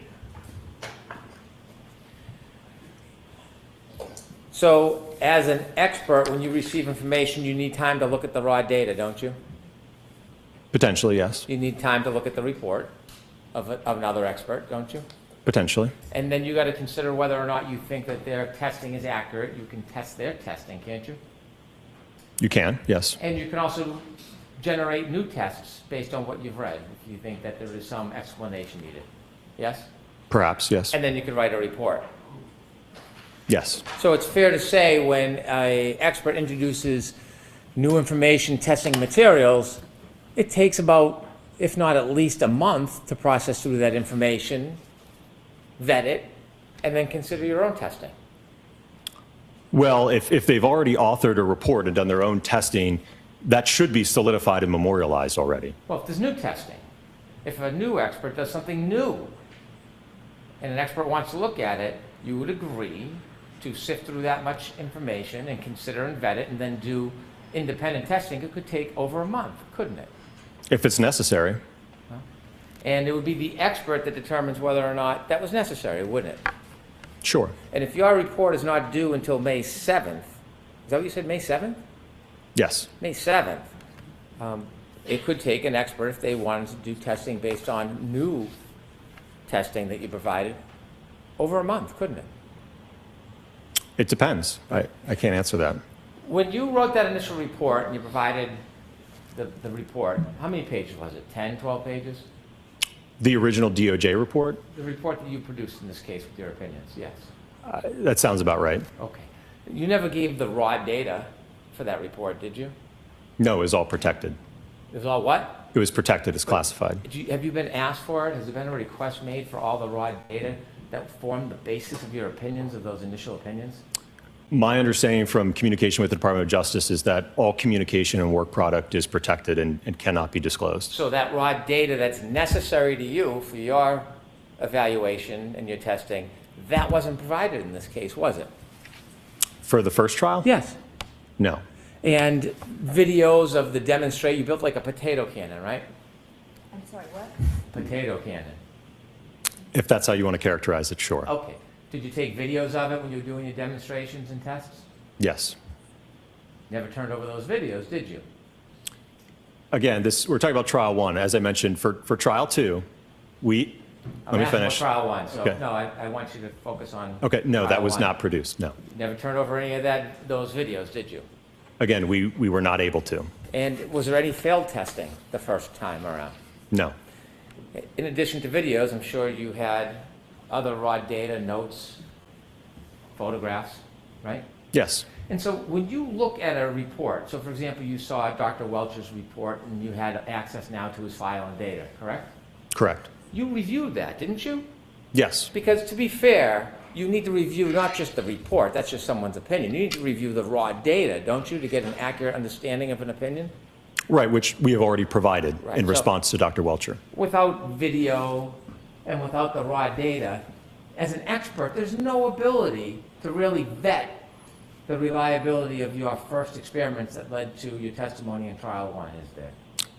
I think you might be confused. Again, our role for this round. I don't think first- I am. Objection, Your Honor, you should be allowed to answer. I don't think I'm confused. I'm talking about trial one. Right. You had a 12-page report. You provided no video, no raw data, no notes, correct? Correct. But for this trial, sir, we are being asked to respond to Dr. Welcher.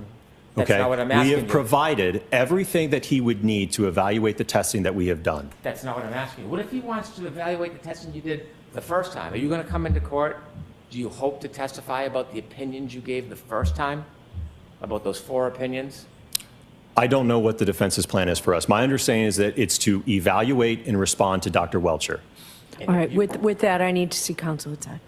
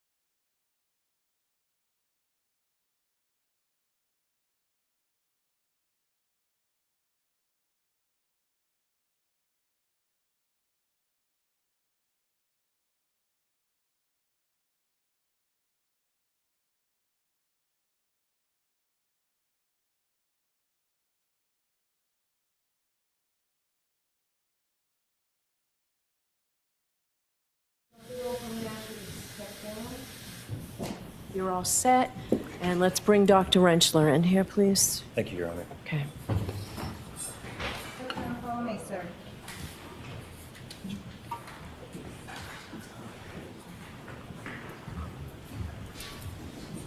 Thank you.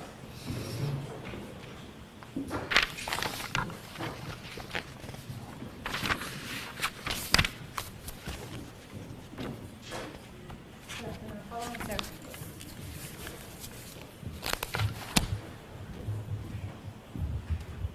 Step on now, turn around, face the clerk, and raise your right hand, please. Do you solemnly swear that the testimony you shall give to the court in the matter now in hearing shall be the truth, the whole truth, and nothing but the truth, so help you God? I do.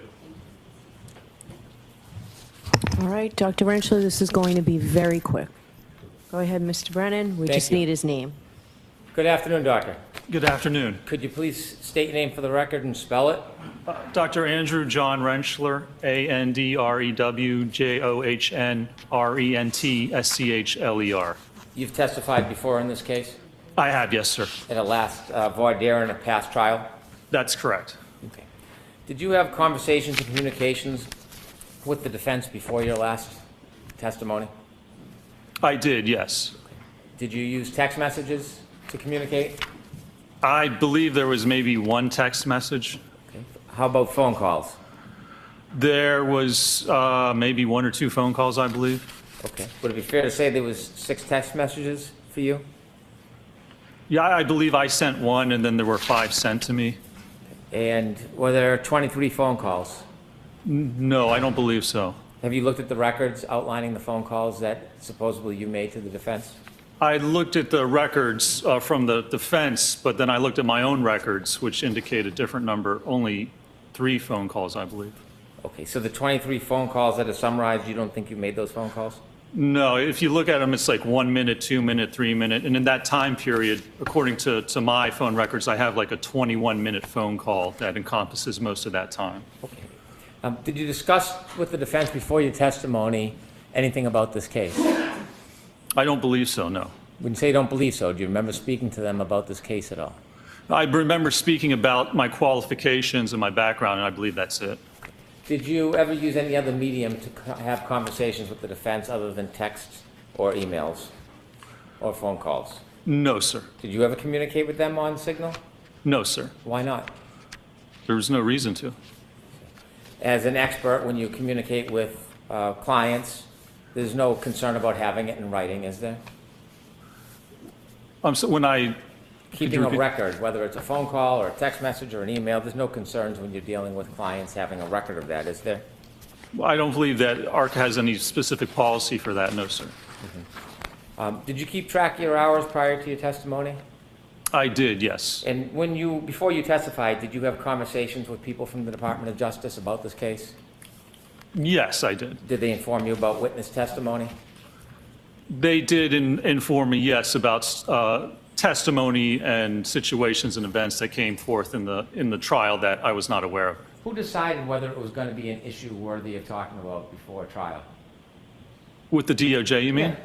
Well, certainly that would have been up to the DOJ. I mean, I would have had conversations with them. I don't believe that I asked or requested anything, but they were called to update us about what was going on. Do you know why they were calling and raising certain issues with you?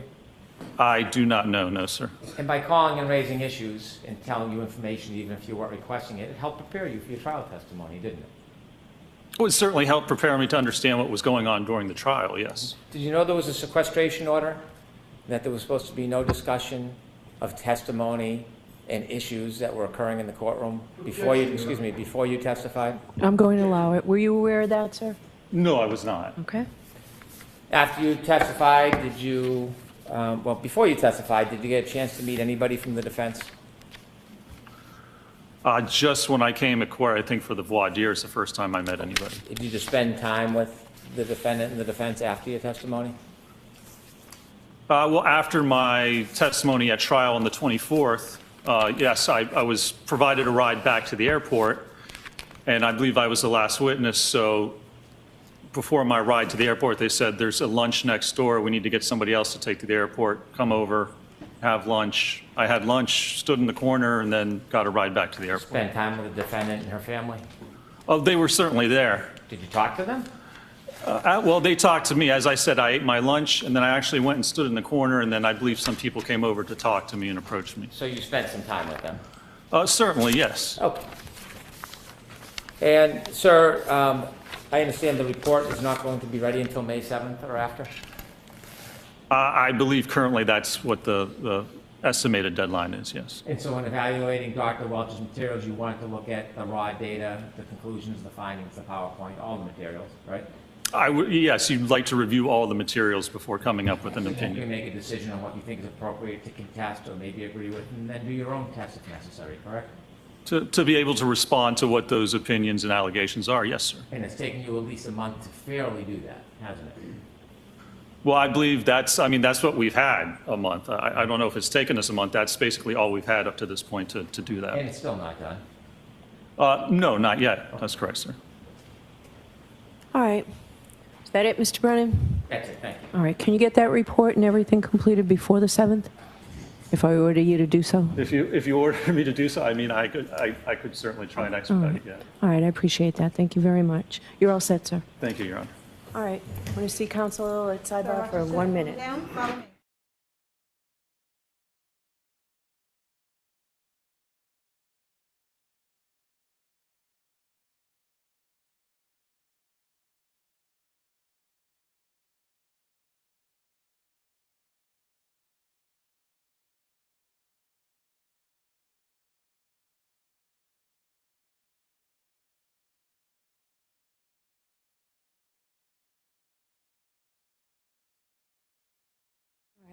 That's it. Thank you.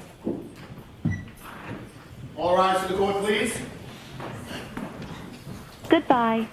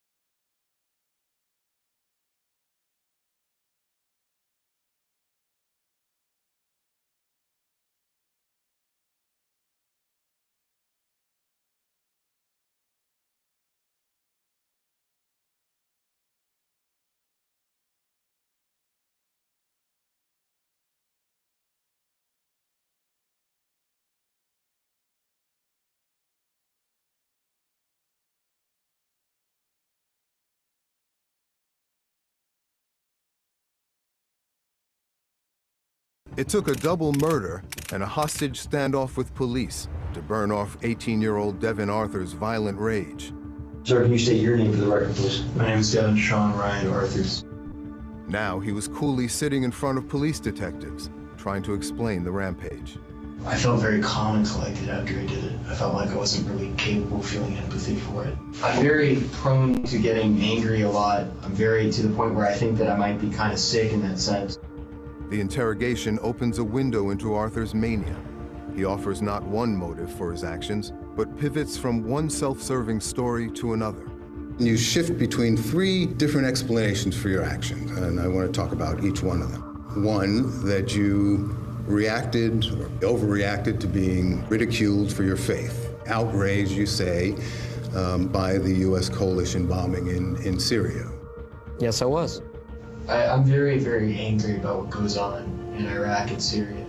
And I remember they kept on getting me angry about that. You consider yourself a terrorist? By the definition of what I've done. You also said that you were sympathetic to Al-Qaeda in that interrogation. You say, To be honest, like, I'm sympathetic with groups like Al-Qaeda and ISIS and stuff like that. This brings me to the perhaps shrewdest explanation that you offered to police, and frankly, I find it the least likely of the three explanations. 6 minutes into the interrogation, you claim that you murdered these men to prevent them from carrying out future terrorist attacks. I think that's the best way to put it, a necessary evil. I prevented the deaths of a lot of people. You still stand by that claim? I agree. I would say that, yeah. I was really concerned under the level that they were going to go target mosques and they're going to target synagogues, they're going to target churches.